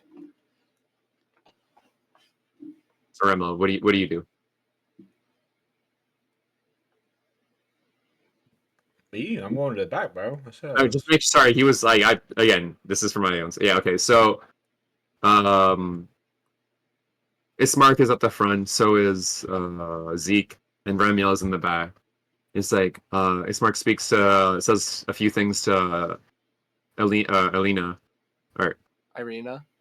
Sorry, yeah, I had in the back, and he says, "Be safe. Make sure to close everything behind us until we get back." Like, yeah, brother. I know. It's not my first day. Hmm. All right. So let me bring back up the page. So you guys are just walking out of the house. She closes the stuff behind her. You'd be at the front with him. I'll just move you guys as a stack. You know what? If you guys are all just moving in sync, actually, I'll do everything but Josh's character because Josh is independent right now. I need to move you off of him. There we go. Yeah, I'm not a strong man, so I would not be very helpful with this coffin. Yeah.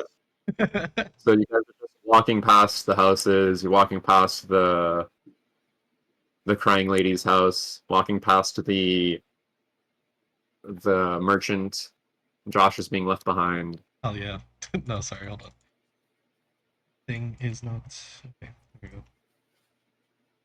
Yeah, and then it's diagonal, so I'm gonna just go like this diagonal. That's a weird diagonal. Ba-ba-ba. It's just some more boarded up houses. Still a few people here and there, but no one's interacting with you or even giving you guys the light of day. So you guys come across a. Oh, you guys are in the house now. I need to find the description of this. Give me a second. So you guys walk up a slight hill, and at the top of a slight rise, against the roots of the pillar stone that supports this place, stands a gray, sagging edifice of stone and wood. This church has obviously weathered the assaults of evil for centuries on end and is worn and weary. A bell tower rises towards the back, and flickering light shines through holes in the shingled roof. The rafters strain feebly against their load. You guys walking, or I'd say, so he's just walking towards it. Anyone say anything or do anything? I'd be walking with him. He says, "All right, we're almost here. It's right there." Again, thank you for your help. Where no one else would give us the light of day. It's always my pleasure to help anybody in need. So as he approaches, oh, go ahead. I was gonna say, as we were walking over, I guess Raven was kind of like looking around, gauging to see if anybody was like paying attention to us and how they react in general. So a few people noticed what you were doing, but they looked away as soon as it happened. They just don't want any part of whatever's going on right now. Hmm. Okay. So as you guys approach the door, you notice that the heavy wooden doors of the church are covered with claw marks and scarred by fire. Give me a moment. Ba-ba-da. Ba-ba-da.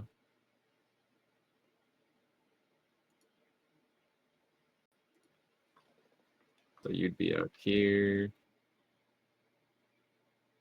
All right, cool, cool. I did the walls properly. You here. Where the hell is my Ismark? There he is. There's no light source here. It'll be fine. I forgot to put lights on the outside. I mean, I can see perfectly fine, but good luck, that guy. There. And Ramiel is in the back. It's hard to whatever, yeah. I'd say the door is this open. So the doors are open to reveal a 10-foot wide, 20-foot long hall leading to a brightly lit chapel. The hall is unlit and reeks of mildew. He goes in. So I'd say you and but yeah. Yeah, I'm helping him with that. I'm following him, or I'm like helping him carry the thing. So, or the Yes, coffin. I'm So. just gonna like explain. Are you following after Josh? He's BRB. He can still hear us though. Oh. Yeah, just moving with them. Yeah, well, okay, one sec. I forgot to make a token for the priest. I have an image for him. Actually, I'll just share the image real quick. I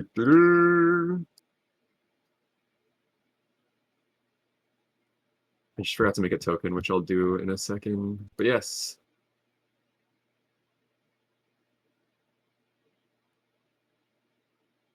Oh, wait, no, I want to just show you the image. Okay. So, 4 doors, 2 on each side of the hall, lead to adjacent chambers in which the doors are closed. You can see that the chapel is strewn with debris, and you hear a soft voice from within reciting a prayer. Suddenly, the prayer is blotted out by an inhuman scream that rises up from beneath the wooden floor.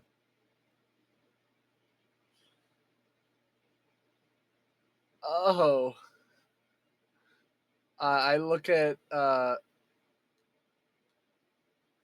Ismer, and I Ismark. ask, what? Ismark. Yeah, Ismark. Ismark, and I go, is that normal? That scream? Say. He says that's probably what the rumors were talking about. The idle gossip. I That can is see not why normal in a church. That's not normal. All right.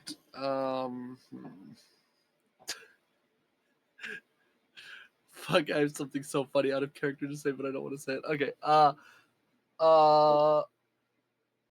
It's just the guy praying at Yeah. was praying at the altar. Is that the priest? I was like, yeah. He says yes. That is the priest. All right. So Okay, at first he doesn't hear you guys approach until you guys come. I'd say come over here and put the coffin down for now at least, so you guys don't have to keep holding it. He hears this. The priest gets up, turns around, and stops his prayer. He exchanges pleasantries with Ismark. It's like, and he says, "Is it finally time to bury your father?" He says yes. While the Ismark answers yes, while the rest of the town folk didn't seem willing to help. These adventurers here have taken up to the cause, and someone finally here to help us. I'm going to wait for Josh to get back.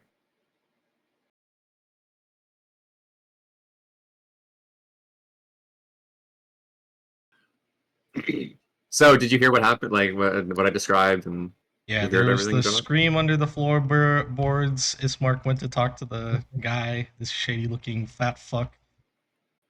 Yeah. Alright, this guy does look creepy though. So, yeah, as he turns around, you see a man who looks incredibly weak. His voice is hoarse. Yet he speaks. It is good to see you, Ismark.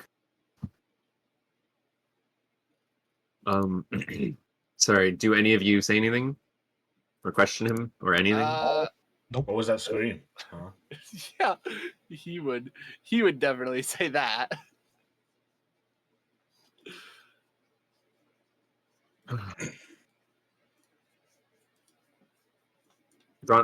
He speaks up. Looks over at Ismark. Can I trust them? He looks over at you guys, gives it a bit of thought, and he's like, yes. Just like I'm trusting them right now, I'm sure you can too. From his voice is really weak. His voice is really hoarse, almost like he's been praying day in and day out for something.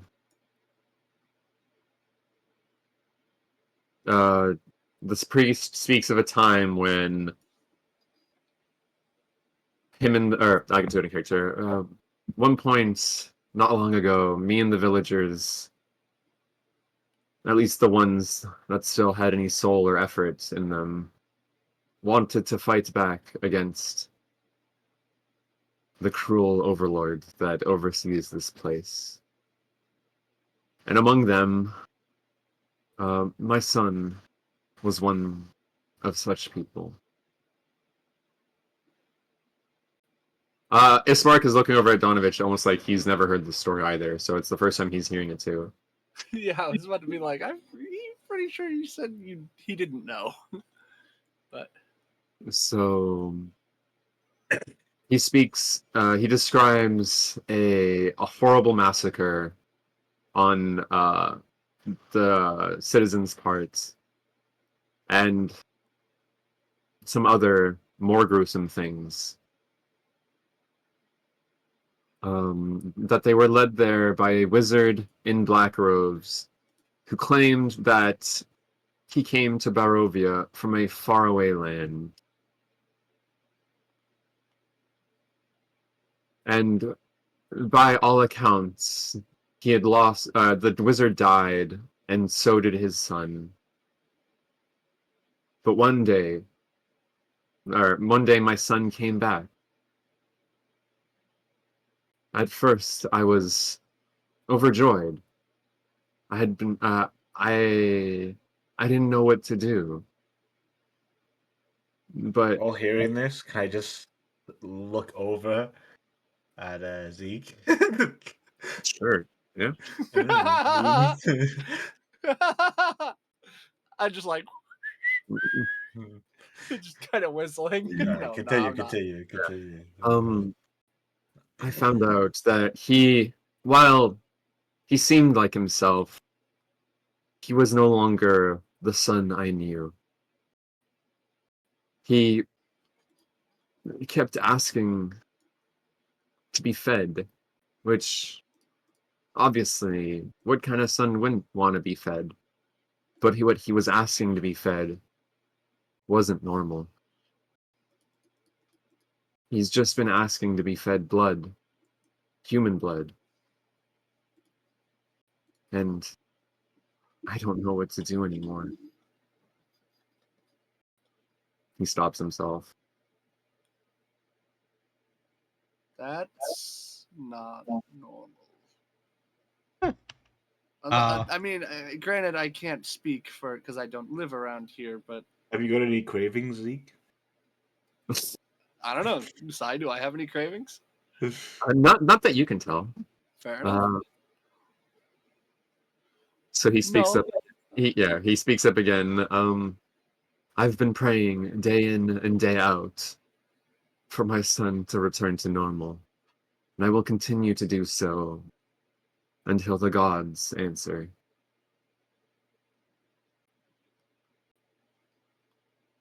I think as this conversation is happening, I am a little bit wary since he's giving a backstory about his son who's unholy now.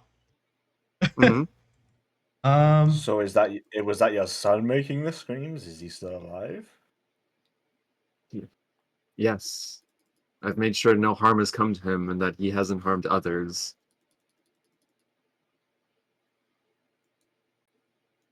You know that something like that should be put to rest, right? As soon as And you it's say your that, son. no, anything but that. You're I will find a way.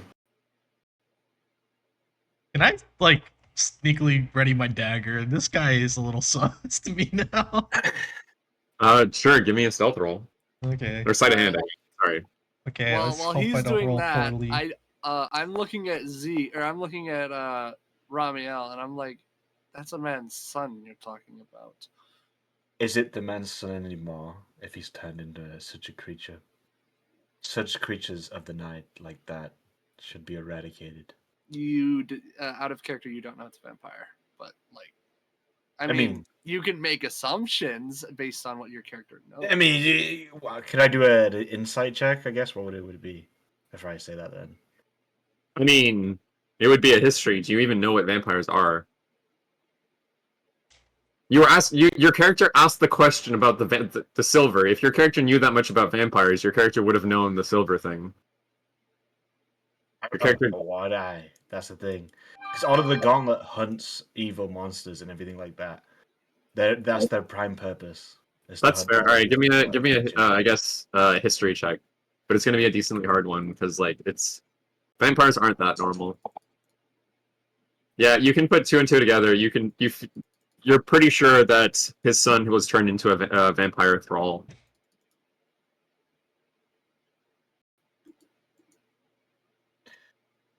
Could I do another history check to see if anyone else has ever, like, in history came out from being like such a vampire like that? Sure.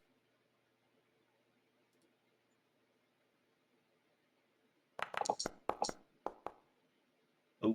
You have heard stories of when the gods intervened, such miracles could indeed happen. Okay, I will take back what I said then. I will just simply say, I have not heard much of my prayers being answered. I think something's wrong with this place. So I doubt the gods can really hear us here as well as they could anywhere else. Says, I'm sure if I prayed long and hard enough, I will be answered. I hope you are, sir. I truly do.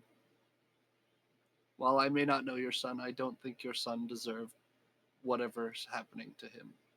So, in the middle of this, from beneath the chapel floor, you hear a young man's voice cry out, "Father, I'm starving!"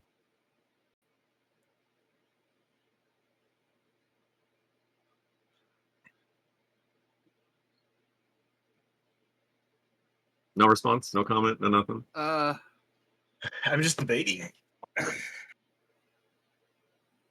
Fuck, dude. What would I want? Don't you love the moral dilemmas I put you guys in? Moral dilemma. No, this is just Curse of Strahd. I mean, I'm fine with it. Like, I'm all. Listen, dude. Evil will. The thing is, if prayers aren't being answered, there's a reason always to it. So, I Hey, can't keep such that a was monster. my bad. Yeah, that was me doing an out of character thing. I'll capture myself under it too. So, what do you guys do?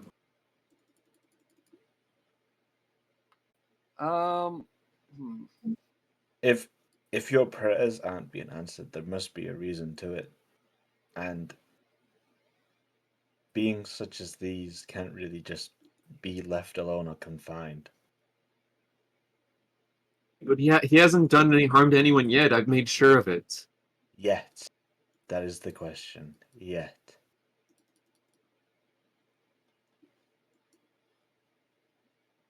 Please. Could you handle the consequences if I he will. did? I will make sure that the consequences can't happen.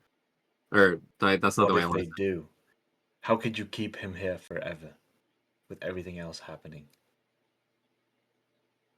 I've managed to this thus far. Not too knowledgeable fully of these creatures, but I know what they are. Wouldn't they?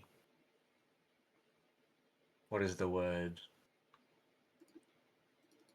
Die from not too much of gaining what they need to survive. Uh, he's shown no signs of change, even though he has not fed on anyone or anything ever since this happened.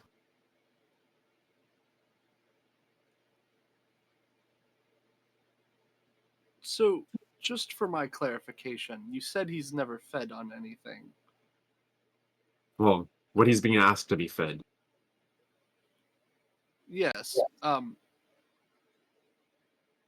And he's specifically requesting human blood or just blood in general? Human blood. Oh, well. Your story is unfortunate. I am truly sorry for you.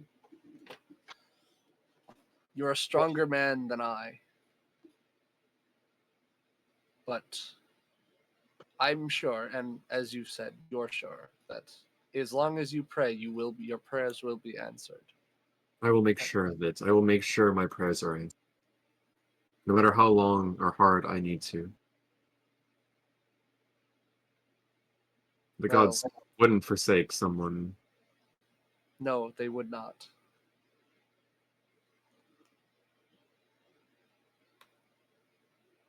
Would I be able to do another history check? Was there any reason? Was there a specific reason for them to be turned, like turned back into human or anything? Like No, all you remember is the rumors said that some like god's intervention. Like that's the only way, but the rumor specifically stated that God's intervention happened, like a deities or whatever intervention happened, and they were turned back. So I don't. You don't need to make a check for that. So he speaks up. It's like though I'm sure you guys came here for other reasons though. He looks towards the coffin. Ismark here wants to bury his father.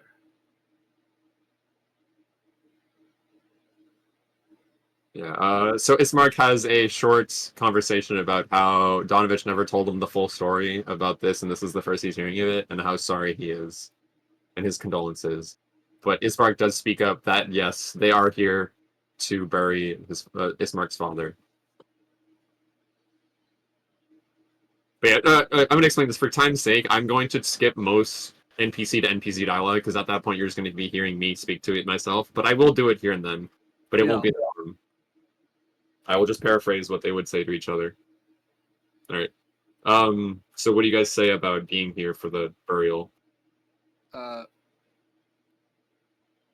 Ismark said that his father would like to be buried here at this church, and we were hoping that you could accommodate him.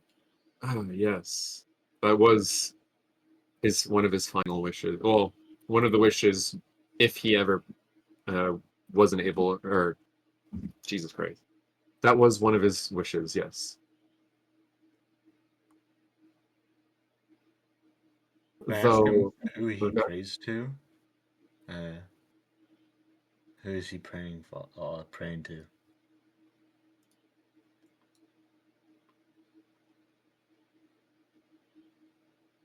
He says, at this point, anyone that will answer. That is a dangerous answer. Fuck. I think my character would look at him at this point. I know you're desperate, but please do not If Strahd comes here, do not deal with him. Strahd is the reason this happened. I would never. But you Even said if you would he pray to even if he anyone. offered you a cure, He looks He's at you like it looks like this thought never crossed his mind.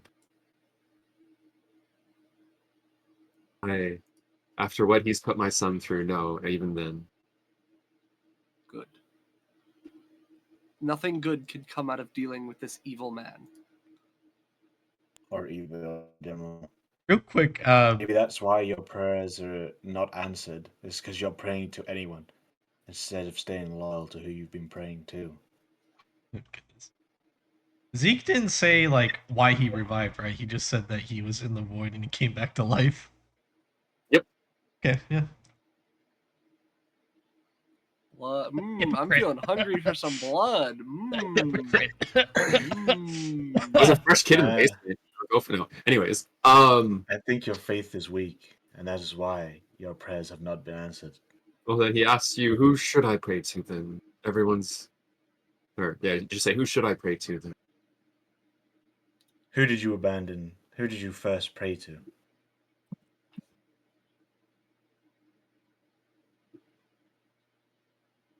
1 second. It seems you have abandoned your faith to pray to any god. I think the god that you were originally praying to would be not very happy with that.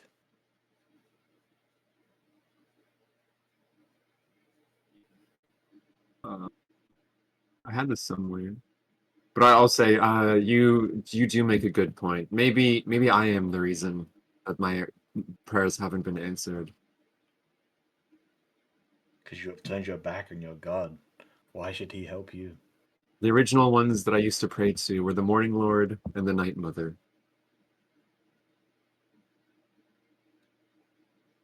Out of character, Shar, the Night Mother.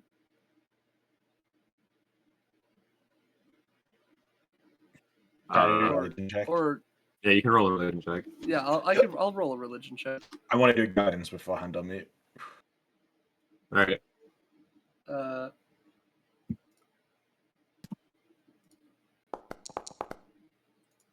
10 plus whatever his guidance is. If he gets to cast guidance off or gets the guidance off. It's on me. Oh, it's on you? Okay. We're cooked. We're cooked. So, the Night Mother is not sure. It's a different one. It's all you guys know about this Night Mother is she is a mysterious deity that had influence over the land of Barovia, separate from the other powers and the like. Mm-hmm. What's the other one? All right.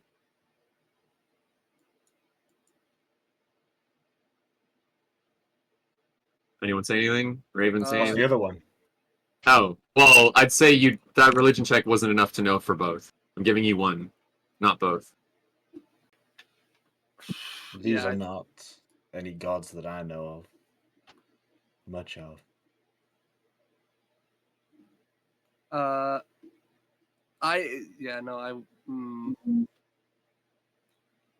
Keep faith. I truly believe that your son will be fixed.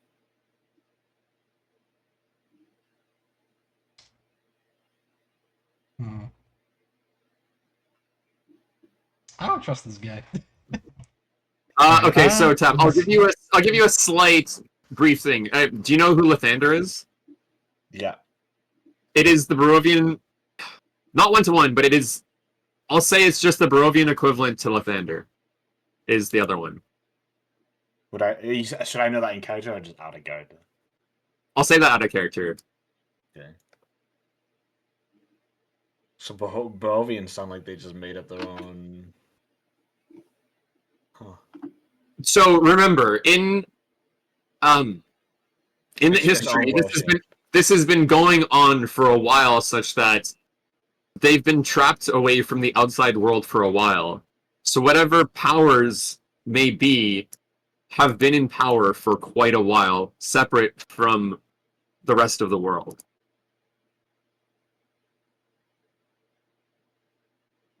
So while yes, you've never heard of them, that doesn't make them any less, Significant. deity-like, because they've been in power for such a long time, type of thing. I mean, if we're talking like deity power, it does, because the whole wide world of I Feyre. mean, people can ascend to deityhood, right? Normal people can become deities. Yeah. But they have scales of tiers. No, I understand that. I'm just saying that when you're locked away from such like everything else, But yeah. Anyways, what do you guys say? Um, can I pull my companions outside? Like I tug on their shoulders and like try to guide them Uh, outside. Yeah, he's trying to lead you guys outside. Yeah, I'd go outside with him. To Wait, let. wait. I Jeff, I'm then. assuming. Do any of you say anything to Ismark? It's Mark. Raven would like to talk to us. We will be outside for a second. We will be right back. Let me say this. That'll give me some time to talk, like to comfort Mr. Donovich here, because I never heard this I did not story. mean to do that. Sorry, I accidentally clicked on that. I did not get any vision. Yeah, you're fine. How dare you? Yeah, how dare you? All right, what's up? All right. So I sign to them and I go, maybe this is a little I can't tell suspicious. you, Sam. No, it's the bird is speaking as I'm signing. But the bird goes, maybe this is a little suspicious, but are we not concerned about the woman screaming from downstairs? There's a man. You It said was, it was it a was a woman. single young voice, young man. Yeah, I never said it was a woman. I swore it was woman. No, never said No, it was a woman. a man. You can go over the recording later. Okay, we'll check it later. I don't know. I guess, what are we gonna do about this situation? I think anyone that's abandoned their faith as he and just praying to anyone now is a dangerous As much as I sign. think something should be done, it's a man or it's a father trying to help his son. He will probably do anything to regain that. That is the problem. He said he would not go to Strahd. But can you trust his word? A man as desperate as him, I think he would. I truly believe he would. I truly believe he wouldn't. He knows Strahd did this to his son, and I think that is reason enough alone to believe he won't go to Strahd. How many stories have you heard? I don't even know if I should ask you this really of the past that people are willing to do anything if they're desperate enough. Such is fickle human nature. Yes, I understand where you're coming from, but you also need to have faith.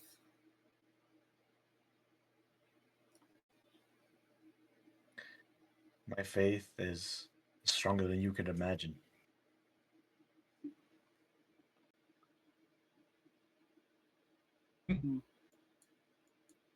Well,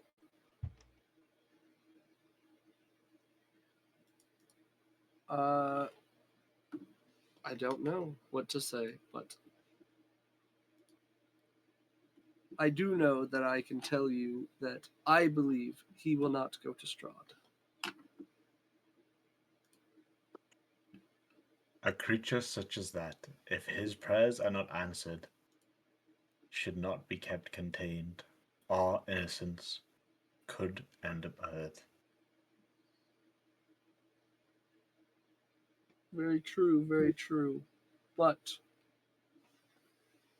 he needs. There's not much else we can do. Are you going to tell me that you want to suggest to that man, that father in there, that we should kill his son? just on the preface that something might not be able to be done for him. For the safety of others, such sacrifices must be made.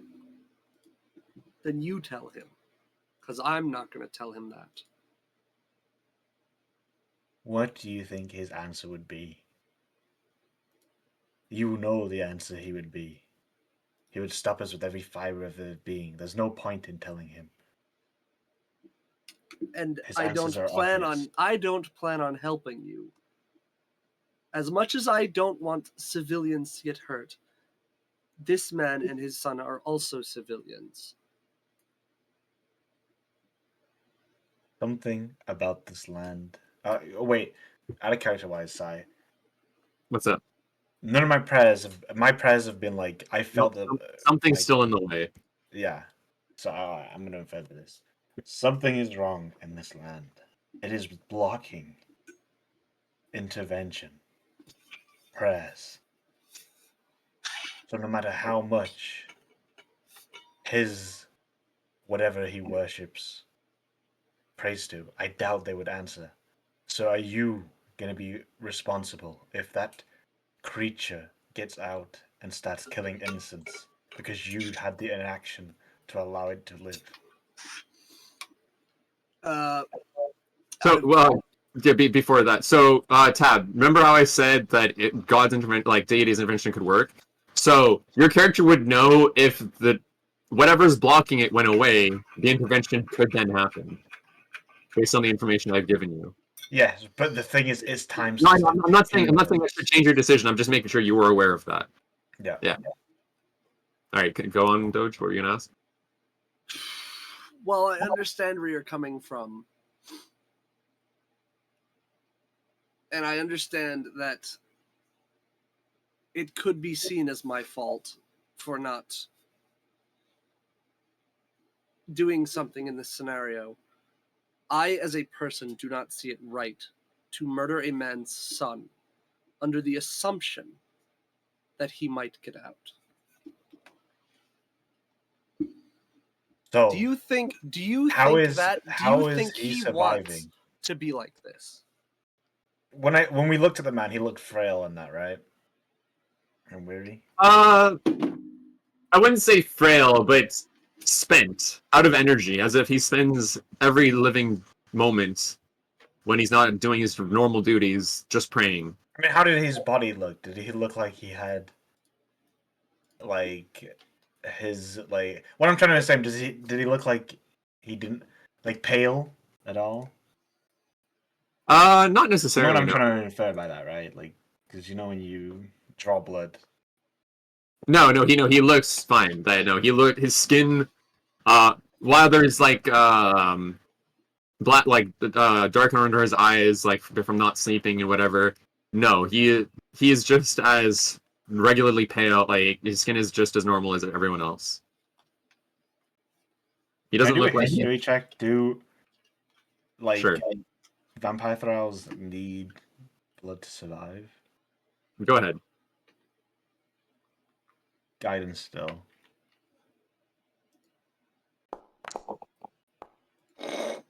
Fuck!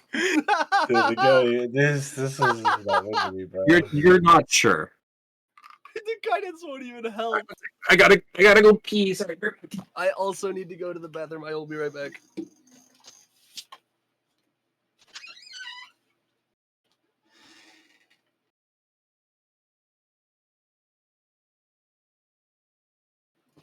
Oh, so Doug, What is you your opinion on this, What? Raven? not Raymond. Raven signs and he goes, my bird starts speaking for him, but he goes, I think as long as his son hasn't hurt anybody yet, it's fine leaving him as is. How about this? We come to a compromise. We investigate this place. If any bones or bodies have been found or fed to that child, then action will be spent. But if not, I will take no pleasure or decide what to do. For I when I mean, die and I am judged, I will not have this on my conscience. I mean, you say that, but what if it's just animal bones? No bones or whatever. I'm talking about human. Okay. Glad we clarified that.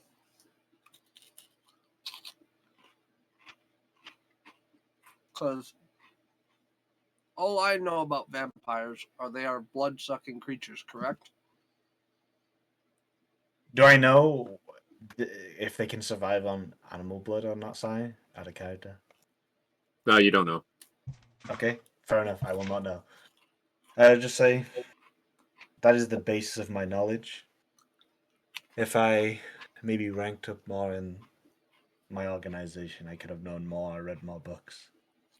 But this is limited Then what's to to my say? knowledge. Then what's to say a vampire cannot survive on animal blood instead of human blood?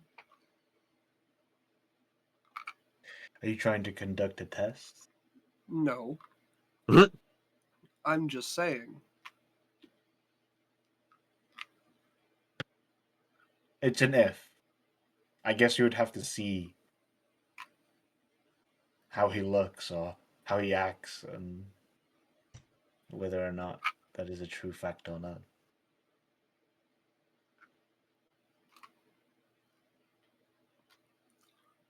I don't. Have we ever seen an animal around here anyway? I look at Raven's Raven. Lancelot. No, I don't even. That He thought doesn't doesn't exist, even cross my okay? mind. That thought does not even cross my mind. I don't know. Listen, he was like a Not my good ghost boy. thing, bro. So Not like, my good boy. I mean, my Raven's a skeleton now. I'm just saying. I'm just trying to say to him, like, I have not seen an animal since we came here, and the fog is heavy. Do you think any animal could survive here? Sai, have we seen animals since we got here or no? So no, you haven't seen animals, but remember, I described claw marks on buildings.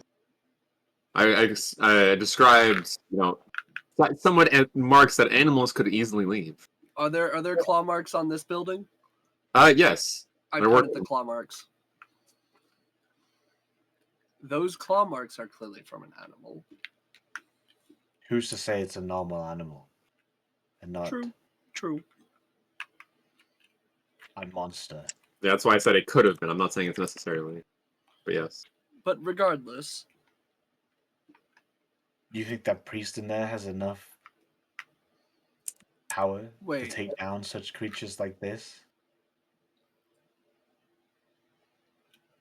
What? Take down his son? No, the creature's claw marks. How would he feed them to it? He probably not. He probably boards this place up at night, if you want me to be honest, just like everybody else. And didn't you hear him in there? He said he only tried to feed him, but he only has an insatiable hunger. No, he didn't.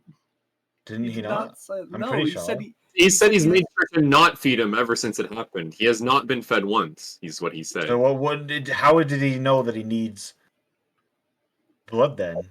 The one is his father's. He's asking for it. The kid is asking for it. That's what I did. I did say that the kid asked for blood. I say kid. The man, the son. I mean, like, just okay, out of character. Just think of the movies where like there's a vampire, and as soon as they smell blood, their senses are heightened, all that stuff. So like even just humans around them be like, give me your like. It's a core instinct of the creature.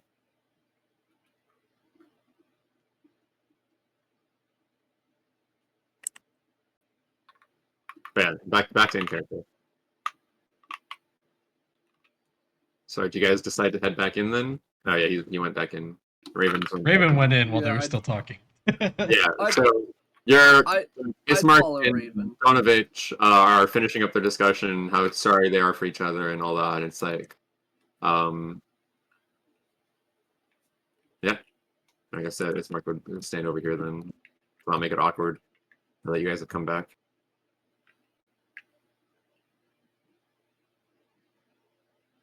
Are these doors locked? No. Oh, those? You can try. Because you know when you look at a door handle, they normally would have like a lock mechanic, no? Or Not necessarily. So, because think of it in real life, sometimes the doorknob itself is the lock. Like, have you ever tried one of those where you push the doorknob in and then turn it? There is no obvious. Okay, well there are locks that are not obvious from the outside. There could be like a deadbolt on it. Stuff like that too, yeah. So, from what you can see, you're not sure if there's a locking mechanism on these doors.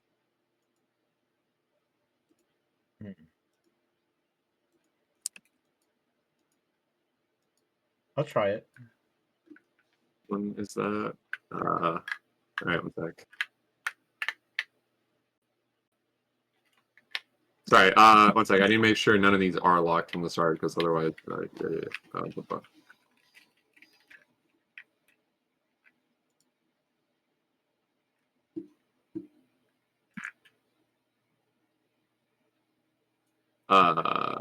second.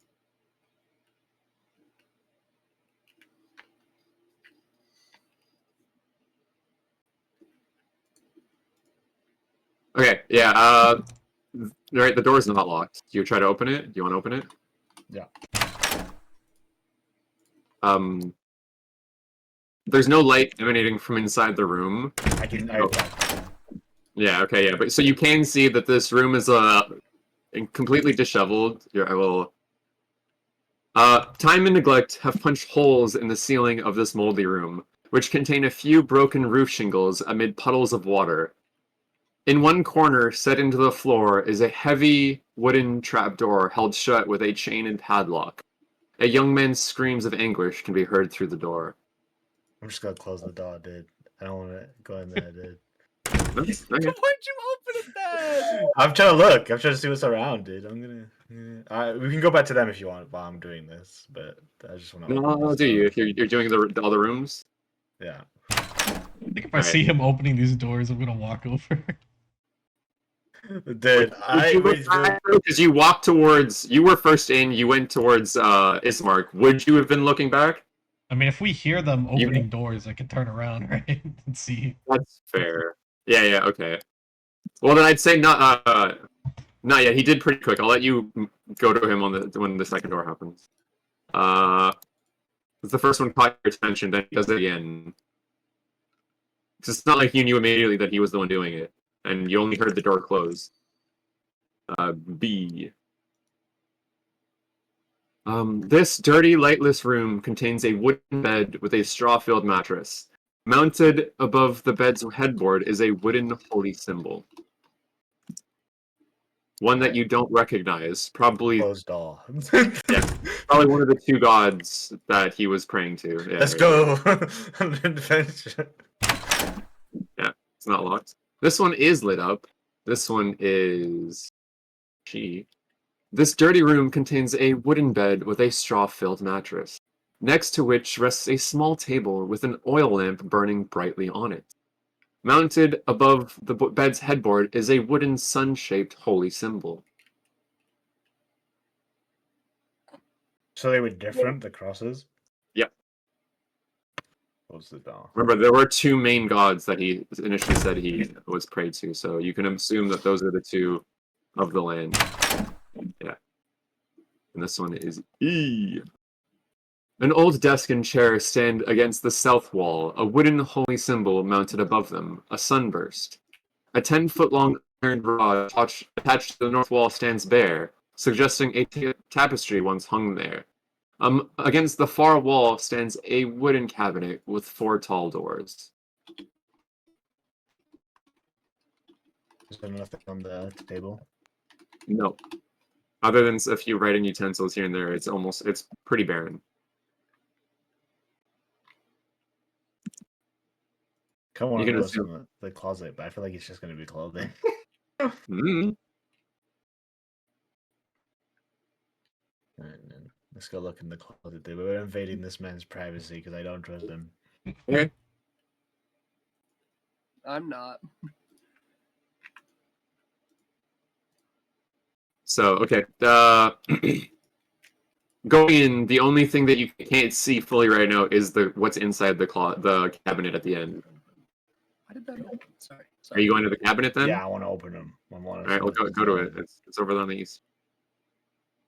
All right. It is unlocked and openable. You open it to see it contains very little other than a tinder box, a few wooden boxes full of candles, and two well-used books. One named Hymns to the Dawn, and one named The Blade of Truth, The Uses of Logic in the War Against Diabolist Heresies, as fought by the Ulmist Inquisition. Yeah, so I just want to skim through the books and sit down over here, dude, while they're doing whatever they're doing. Gotcha. I'll describe what that's happening, and then so one is a volume of chants to the Morning Lord, hymns to the dawn, and the other one is a strange book that mixes logic exercises with lurid descriptions of using them against fiend worshipping cults. Okay. Raven's just watching you do this. All right, Zeke, what do? You talking to the two guys? I'm listening in on their conversation. Not like listening in, but like Yeah. I'm here while they're talking about what to do with the body and all that. Unless So they already finished that conversation. Yeah, they haven't. But you notice that Donovic looked a little worried at first when Ramiel opened the first door, but seeing as he didn't go in the room and only went in one of the other rooms, his worry went away. So he passes it as he just passes on it. Okay. Go ahead. No. I'll let him finish his conversation and then I'll say something. But Yeah. So Ismark speaks up. So we were just talking about when to do the funeral ceremony, and Donovic said it's probably best done in the morning. That way, any villagers that want to attend have the time to do so. Though, honestly, I doubt many would want to. But it's what my father would have wanted. mm-hmm. That way, Mr. Donovic here has time to set up the preparations and let the people know. So, all right. I trust that judgment. I do have a question though. Mm-hmm. So, we're thinking tomorrow morning, Yes. and Give anyone interested or involved time. yes.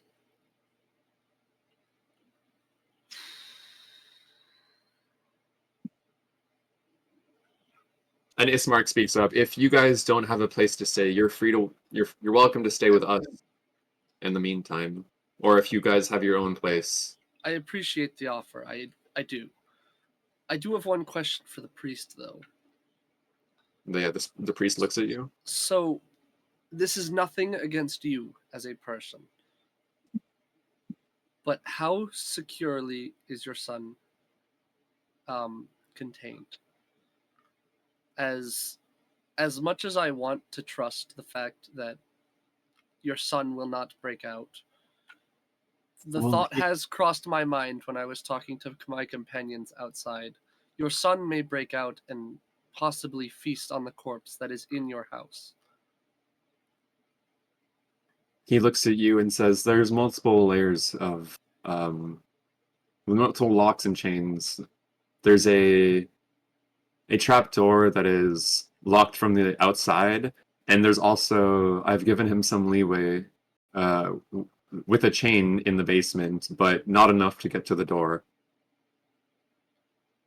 All right, I trust you. If you think he will not get out, I will trust you. But I just wanted to bring my concern up to you. I appreciate that. Because as I'm sure you are aware, you want to, or as I'm sure you know, if he feeds, he may not come back to normal. Most likely.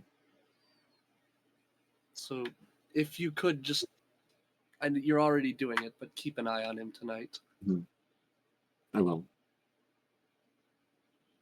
That is my only concern, however. Hmm. Thank you for understanding. Mm-hmm.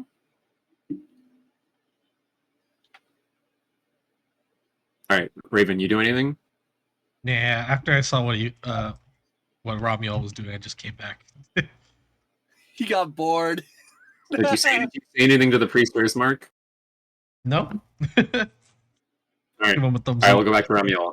Yeah, Ramiel, you've been reading. It's just, it's talking a bit more about the Night Mother, and the other one about using logic exercises against cults.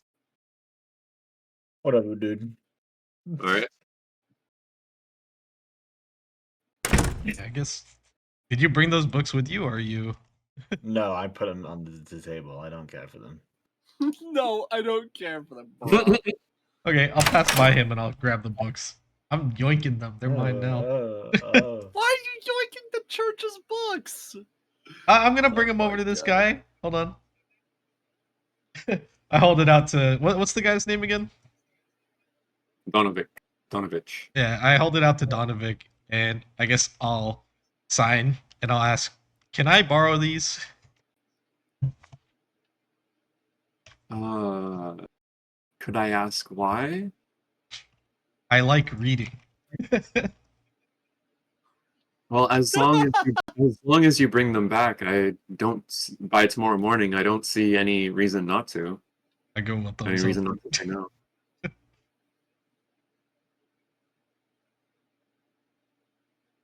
Yeah, just give All him a thumbs up. Ramiel, do you come and say anything?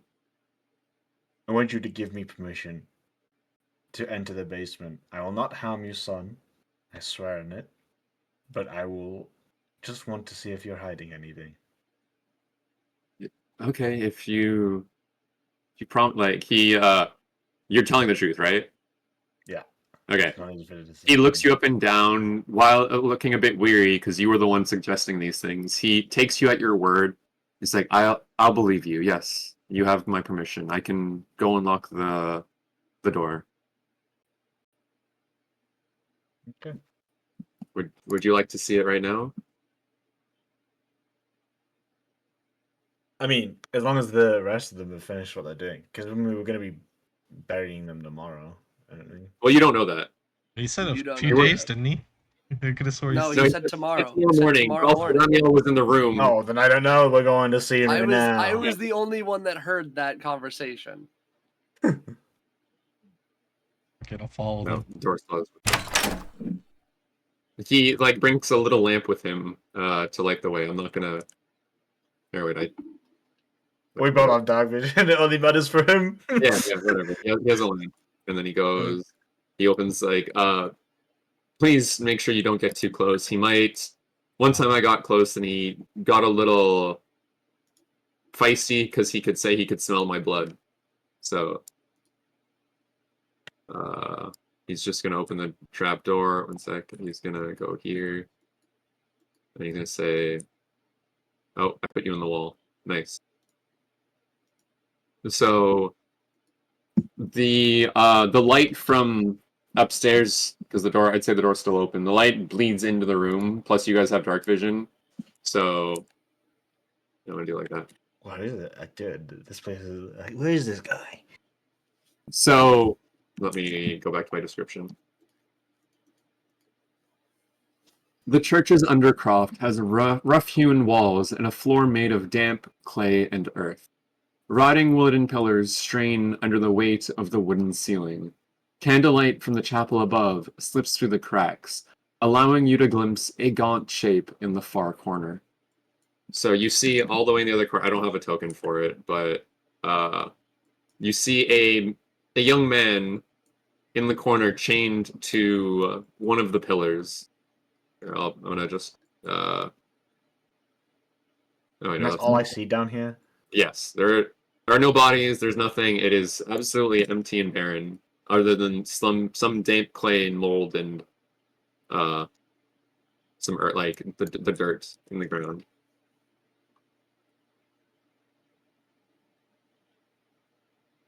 So as he sees you guys, he notices your presence, and he backs up into the corner even more. But he does announce, "I can smell your blood," as he puts his hands to his face, almost like mouth open. You know what? Here, I'll just show you the picture. Basically, where is it?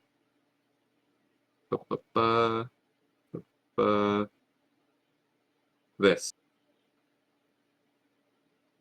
See just a man clasping his face in the corner as he says, "I can smell your blood."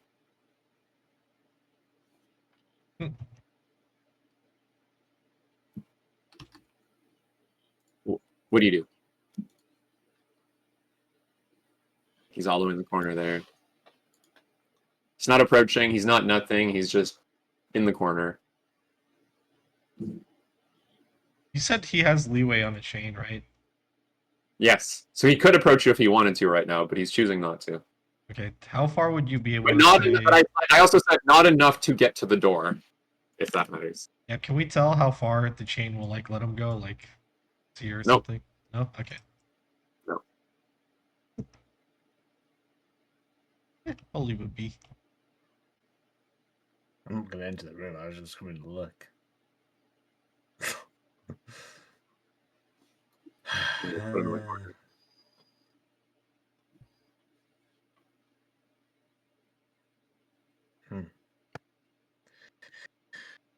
But you can't see right now. Yeah. Like, I can't put him in a position where everyone sees him, so we'll just do like that. Yeah, he's over there in the corner. And so Donovic says, "See, I have everything contained. Until the gods answer my prayer, I will keep him down here for his own safety and the safety of others." I know it may be inhumane, but he said he had leeway, right? He could move. Yeah. You see Maybe that there's it'd be more there's a secure. long chain at the end of his foot. It's not like Maybe he's it'd be more directly bolted. secure to put the chain around his neck and put him against the wall. I know it may be inhumane, especially for your son, but it will make sure that he can't get out no matter what. I mean, he says, "Well, if he gets out, if the issue is the chain, I don't see where the place that it's held matters." I'm talking about leeway as well. I'm not a monster. Even if my son has been turned into a monster, I don't wish to treat him such. To the best of Binding my his ability. hands and feet is the most secure way. I think I sign, and my bird goes, "Oh, that's if he can approach him safely."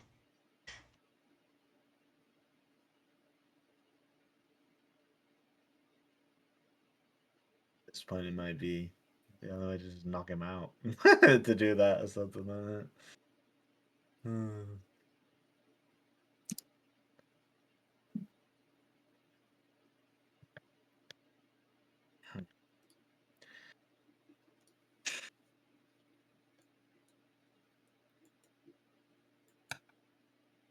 Have you fed him anything over these times? I've brought him food every now and then, but he doesn't usually eat it.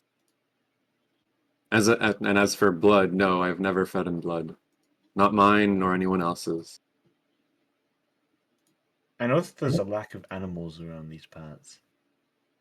What's the reason for that?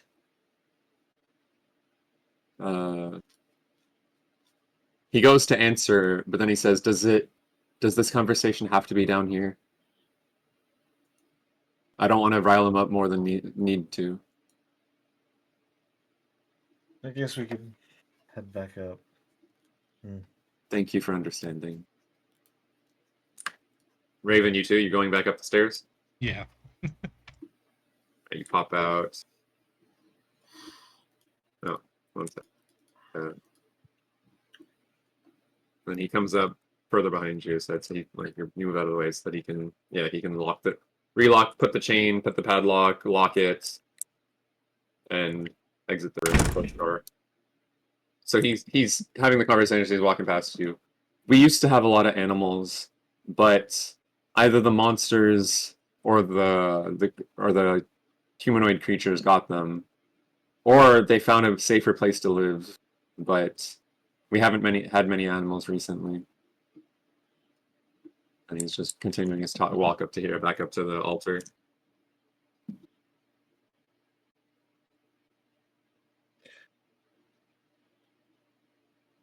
Hmm.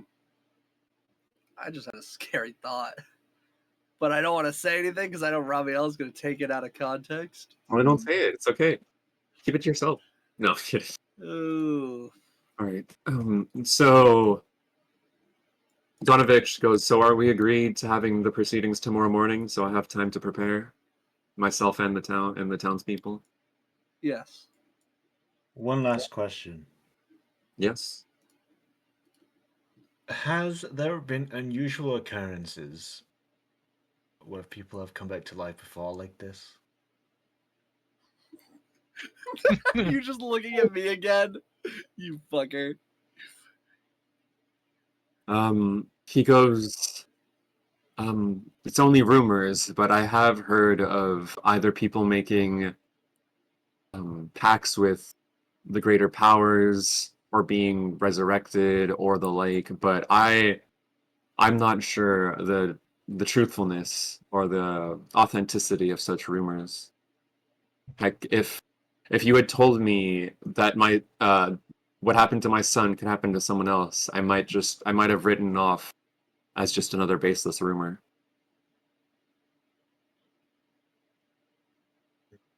Hmm. Hmm. Rumors. And who are spreading these rumors? Do you know? I'm not sure. It could be normal people, it could be those heretical cults, it could be anyone. It could be someone playing a joke on others. I'm not sure. Hmm.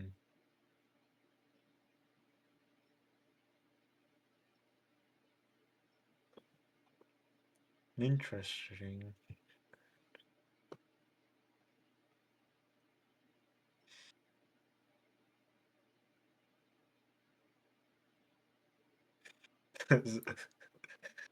Uh, another Mhm. thought has crossed my mind, Pastor.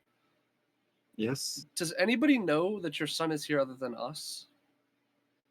Um Other than rumors, no. Anyone who has either left or disappeared. Fair enough. Then my warrants are unnecessary, or my worries are unnecessary then.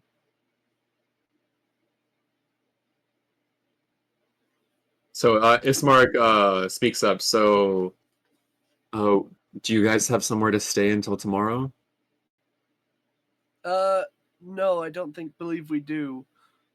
I think our companion is sleeping at the local inn, or not the local inn tonight, but we have not booked a room yet.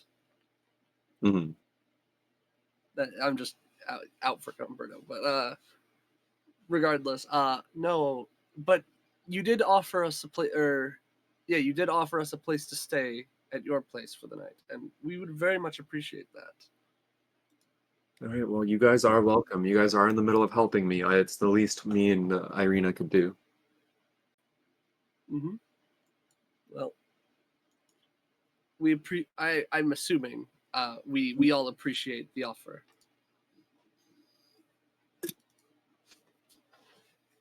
Cricket. Crickets indeed.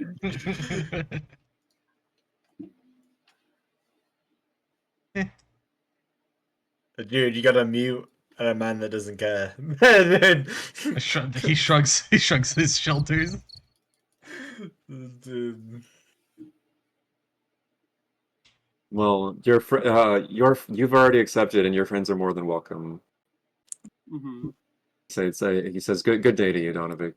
And sorry about your son. I wish I could have done something. And Donovic just goes back to praying at the altar. For now. I begin following him. He's going. I'm running. I'm running. Okay. He closes the door behind him. I'm gonna switch back scenes. Alright. It'd be like the kind of thing. Yeah.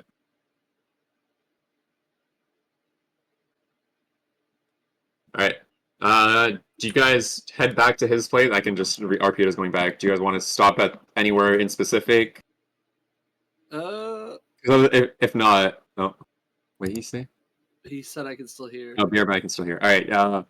I'll take that as Josh not wanting to stop anywhere. So if no one stops me, I'm just gonna say you guys go to the house. Yeah, I think we I don't want to go to the shop yet, but what? I will ask the. Why do I not remember his name again? Ismark. Ismark. I will ask Ismark. Ismark. That shop we passed earlier. What do they sell? I didn't bring that page up. Dude, I'm gonna come back here tomorrow. If that's a closed casket, I'm gonna open it. And if that body's missing, He says they sell common adventuring gear, though their prices are anything but fair. I see. Then I do not wish to stop there for the minute. Yeah, I can tell you something about one of his catchphrases. The guy who owns the shop. If you want it badly enough, you'll pay for it. Probably because he has no competition in the village. He's not exactly wrong, and that's the worst part.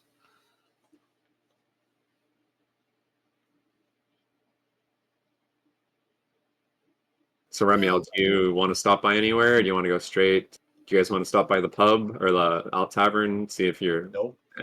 no. All right. All right. Yeah. So I would say you guys just go straight there. Yeah. I can RP a bit more and then I can stop it, or we can keep going. Like I don't know what you guys want to do because it has been. I don't want to stay up too late, so I'd prefer we stop a little. Yeah, I mean, earlier. yeah, I can just do a little RP between you yeah. guys and the siblings, Mm-hmm. and then leave the ceremony for tomorrow or next week. I mean, okay. So you guys head back to Irene their house. Ismark does the usual knocking on the door, a little bit of arguing with Irina about how she should have or he should have made his presence known more than just knocking. You guys head inside. There's a brief discussion between Ismark and Irina about the boy, how the rumors were slightly more true than anyone let on, about how the proceedings will happen tomorrow. For anyone, albeit no one might show up, but it's what their father would have wanted, and she agrees. She thanks you profusely, or I'll put this character. Thank you again so much for helping us when I'm not even sure there's much we can do for you, but thank you. Thank you from the bottom of our hearts. And it's Mark notes on that. It's like, yeah, I didn't even promise you guys a reward or anything, and you guys still helped. That is leagues above what anyone in this town would do in the past while. So again, I thank you. No reward necessary. I will always help those in need, especially those in trouble such as yourself. I understand that all the things that are happening to you are unfair and it shouldn't be that way. So I'm more than willing to help you.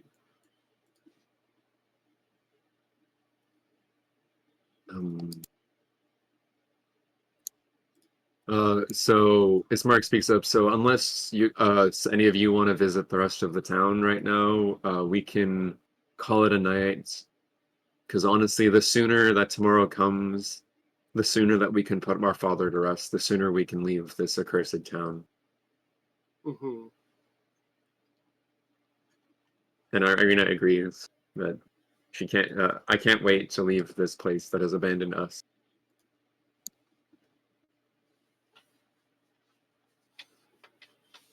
Completely understandable. Townspeople abandoned you in your time of need, and there's nothing holding you here anymore. It's always good to start over. Well, it's not always good to start over, but there are times where it is necessary.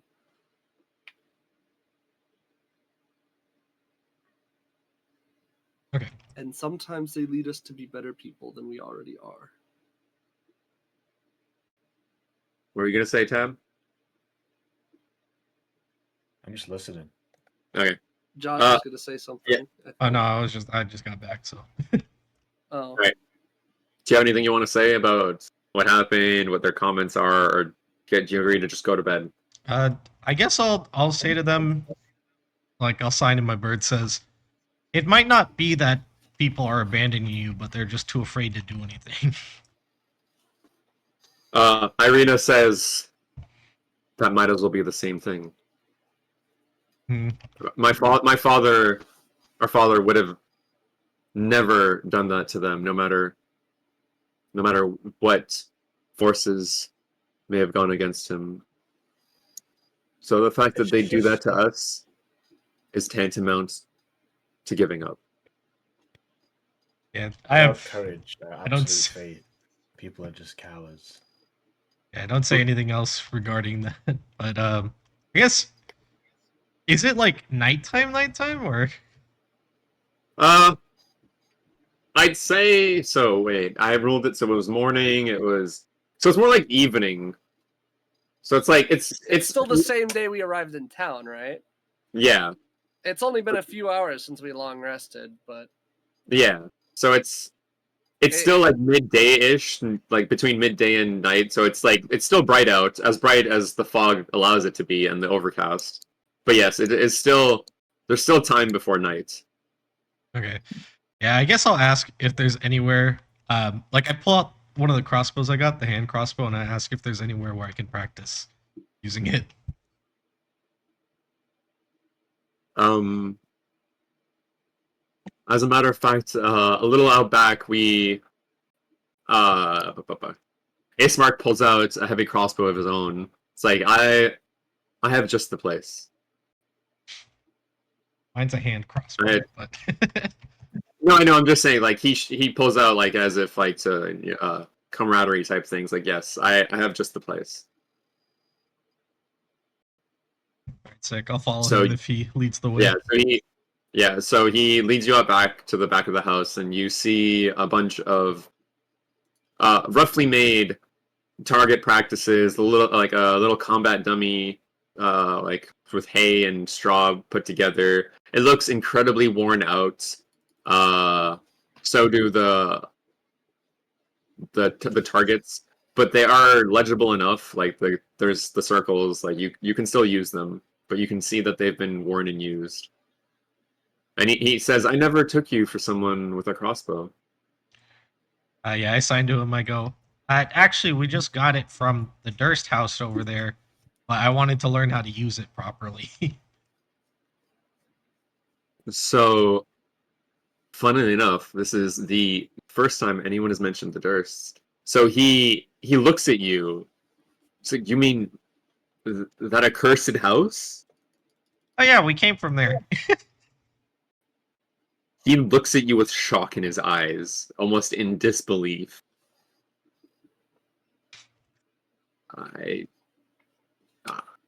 Is there anything you want to say to add on to that? Because he's just completely shocked right now. No. Well, I guess I'll kind of be No. like, well, I did get the deed to the house, but it like crumpled into dust as soon as we walked out of the house. So now I'm sad.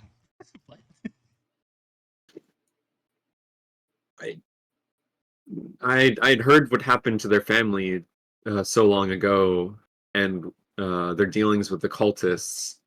But ever since then, that house has been a literal death house to anyone who dared approach or wander near it. Uh, How did you guys, like, he's still just tripping over his words, like this, like he was pretty straightforward before. This is the first time that he just doesn't know what to say, and he is just tripping over himself. His demeanor has changed. yeah, I guess I'll kind of inform him a little bit, and I'll tell him what we found out.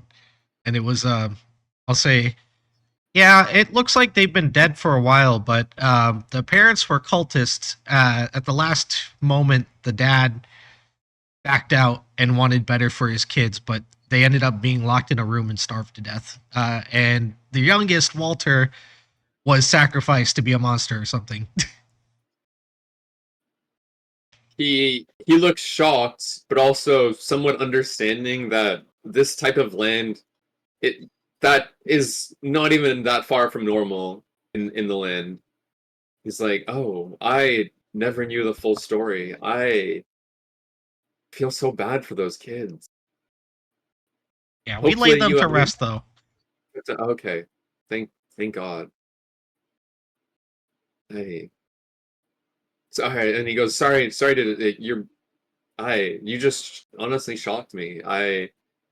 I've heard stories of people wandering into that house to never be seen again, so I'm glad it didn't happen to you. If anything, I'm thankful that it led you to here. I'm sorry to say this. I don't know what atrocities you went through in that house, but Yeah, I just look at him deadpan. I go, yeah, thankfully nobody died.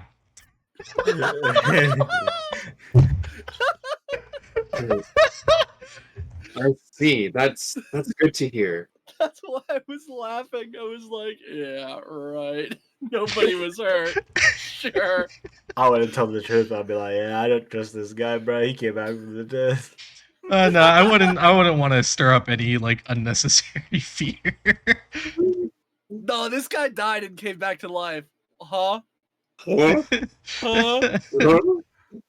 He says, no, sorry to detract from what we were here for. Like, you're more than welcome to tell me more of later when we're back inside. Yeah, I'd love to help you train and try and get better at a crossbow, especially if you've never used one before. Yep, he nods. So, give me a 1d20, just a normal. Actually, what do I make you roll? I don't see how well you do. Dexterity. What would it be? I guess it would just be a dex check, just without the Give me a proficiency bonus, dexterity, right? but with a disadvantage. With disadvantage? Okay. With disadvantage. It's the first time you're ever using such a But utensil. he's also getting help. That's fair. Oof. Alright, so But I'm gonna. No, it's fine. Keep the disadvantage, but I'm giving you a passive bonus because of the help action. I'm not ruling help action as advantage. So I'll just give it a +5 like advantage would normally do. So I'll take that as a 16. So you do surprisingly well. More so without his guidance, it wouldn't have been so good. But he gives you a little tips and tricks on how to reload faster, on how to where to aim on the target, to wait for if there's any strong winds. He just gives you like generic quality of life tips and tricks on how to better use this crossbow. I'm not just for out of character. Nothing comes of this yet, but I am taking this role into consideration. alright, sick. Do you then like this lasts, I'd say, for a few hours? What do the people inside do? I'll let a little RP happen inside, and then I'm gonna end the session. Are there any books in this house? This is gonna be a common occurrence with you. Is there any books? Any books? Got it. And I guess I would have struck up conversation with wait. So she She's still inside. yeah dude, I had her name in my head and now it's gone. Irina. I will write these down. Irina and Ishmark. I asked. Irina had the sword on her hip when she answered the door, right? Yes. Okay. She was ready to draw it. She's does it look like she's well trained? give me insight. Insight? Sure. Give me 1 second. Insight right here. Okay. So, while it looks like she's geared for a fight, you notice some imperfections here and there. Her like sword, the thing that attaches the sword to her hip is a little off. So you notice some discrepancies like that, as if she hasn't been properly trained, but she's at least trying to train herself or going off of what she's heard in stories. Maybe her brother has been helping her. But she isn't properly kempt like a true fighter would be. I'll offer to train her. I'm a fighter. If she's because my reasoning for this is my character realizes that she's in danger because of Strahd, and he'd be more than willing to train her if she's willing to learn. Mhm. He'd teach her a few things. So I guess. So how do you go about this? It. So while they're leaving, while Josh and Ishmark are leaving, I look at Irina. I noticed your posture was a little off with your hand on your hilt. Are you trained as a warrior? She looks at you and instantly takes a little offense to it. It's like, how? Yes, I definitely am. Well, you're. I don't mean to be rude against your teacher or anybody you've learned from, but your posture's a little off. Would you mind showing me how you are training, or just what you do for training? So as you tell her posture is off, she looks down at herself. She's like, "Oh shit." She doesn't say that, but like she like has that like facial expression, like just slightly there, and then she goes back to like stern and whatever. She fixes her posture slightly, as if realizing you are correct.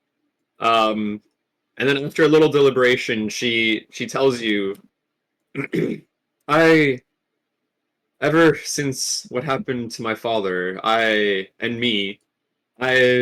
been hurriedly training with my brother in case anything of the any such thing happened again. So Would you like some training? I could help you if you'd like.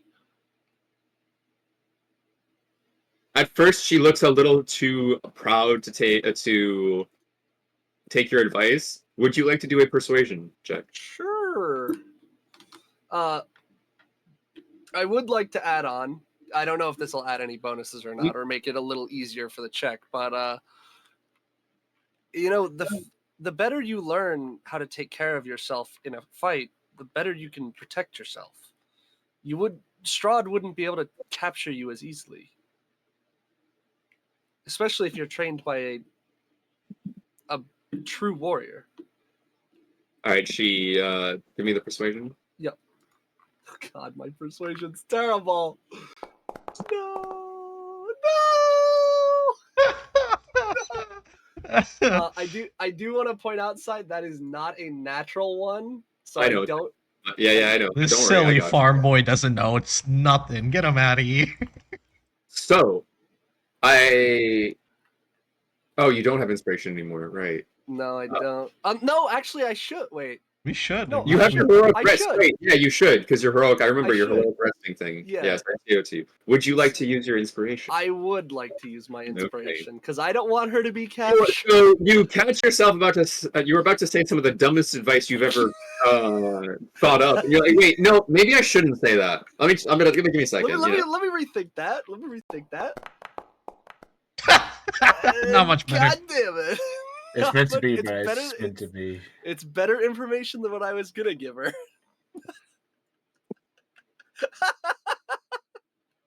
Man. So she looks at you, and almost against her better judgment, she says, "All right, I guess show me what you can do first." All right. Do you have fuck, what are they called? They're like those little. They Training look, dummies? yeah, training dummies. Similar to a training dummy. Do you have training dummies out back, or? Yes, me and my brother have prepared some out back. I'm sure that's where he brought your friend. Sure. I'll show you. I'll show you what I was taught when Yeah. I was young. So as you guys are leaving the house, she looks over at Ramiel. Don't break anything. Don't touch me. I love how it's not don't snoop. It's just don't break anything. Well, Somebody you started didn't that know me, lady. I was. What was I gonna do, bro? And then she doesn't respond to you or like take your response in consideration. She just leaves with Doge or with Zeke out back, like out the front door and then around the back. Because any other door that you guys see from the inside is completely boarded up. You make assumptions like that. No wonder people hate you. Whoa, chill. Wow. So you say that in character. Wow. No. Okay, no, then shut the but- fuck up. No, I'm kidding. All right. Doge goes out back, and what do you show her? So show how to properly hold a sword, Mhm. how to properly swing it, and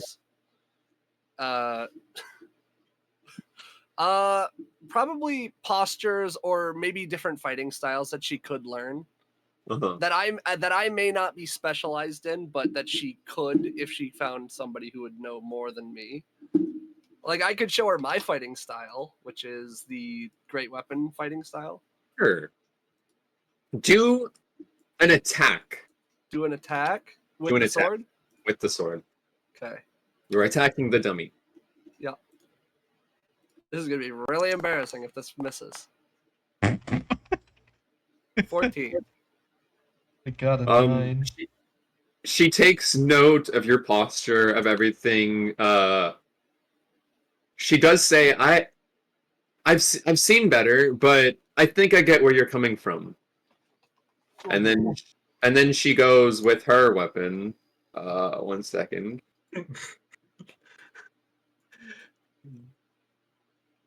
She pulls out a rapier. So it's more of a rapier than a sword. She goes for the attack.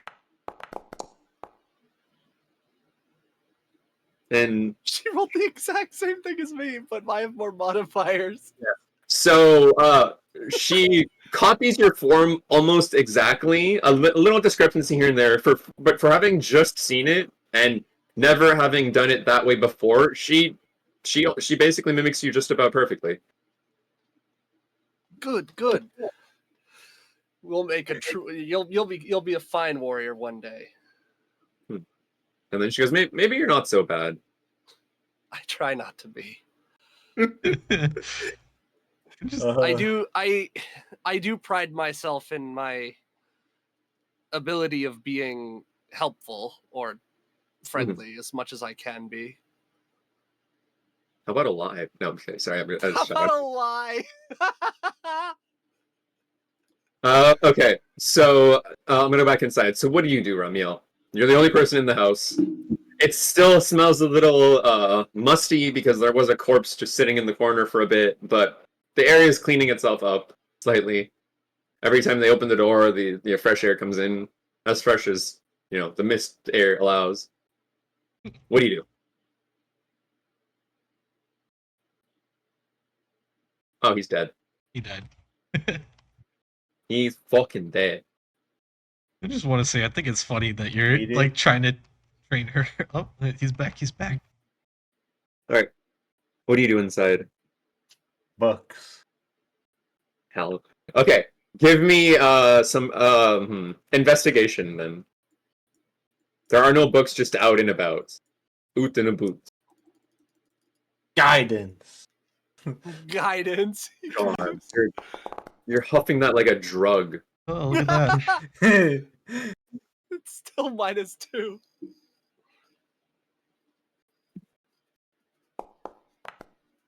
No!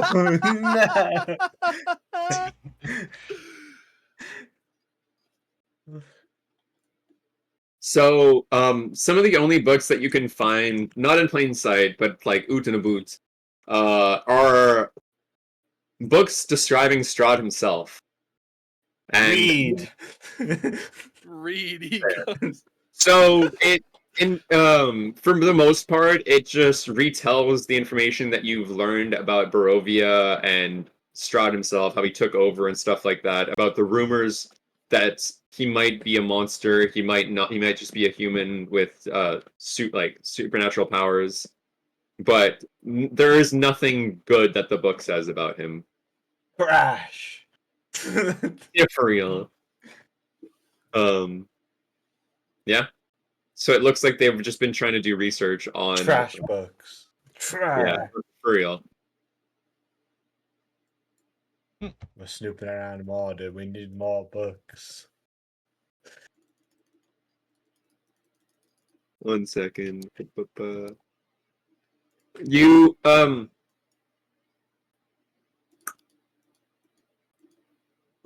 you get another book that's more of like the lay of the land. It describes like named locations. Maybe they were using this book to see where to go next or anything, and it just describes areas like the woods you were just in, a place called Mount Gakis, Ghakis. Yeah, don't worry. Lake Zarovich. Another mountain in the north called Baratok. It's just there's nothing too specific about each location. It's just it looks like they were scouting out where they could possibly go next after this is all over. And those are the only books that you find. Boring. Unfortunate. All right, is that all you do? Yeah. All right, so as the training session outside concludes, each respective trainer, so in this case, Ismark to Josh's character and Doge to Irina, they say, like they conclude their training session. Ismark says, with some more proper training, I'm sure you can hit your target anytime. And then Doge, what do you say as final words to the training?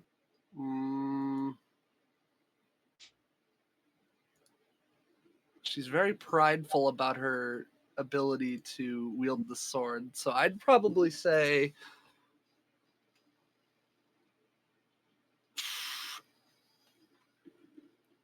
you are getting better. You might even surpass me in the next year or so. Unfortunately, I cannot stick around that long, but if you keep up the training just the way I showed you, you will become a great warrior. She speaks up, well, at least you have eyes, unlike my brother.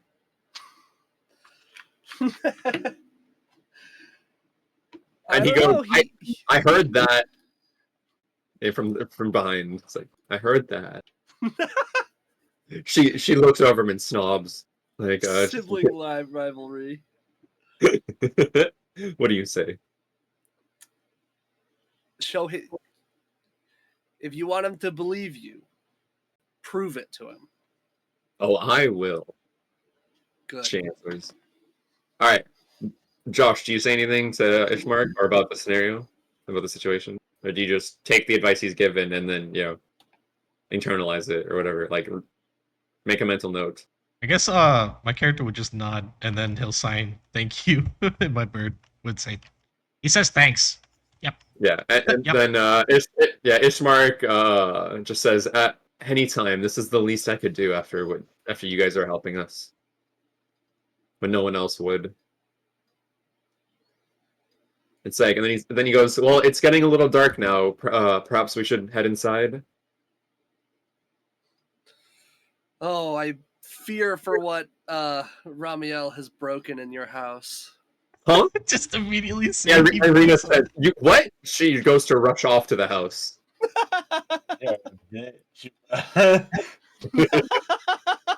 I didn't even do anything. She doesn't know that. It's just a bunch of books on the floor. So yeah, she barges into her own house, like, what'd you break? What? What? She like goes looking around. She does some investigation. She like after a bit, she's like, "Huh? Nothing. You must have broken something." Who told you I broke something? Man.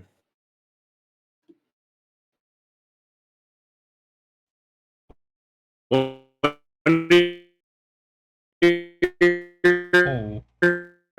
my goodness.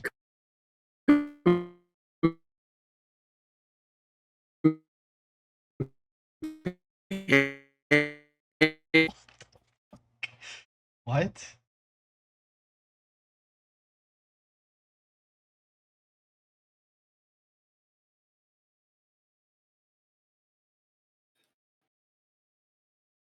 Am I still alive? Hello?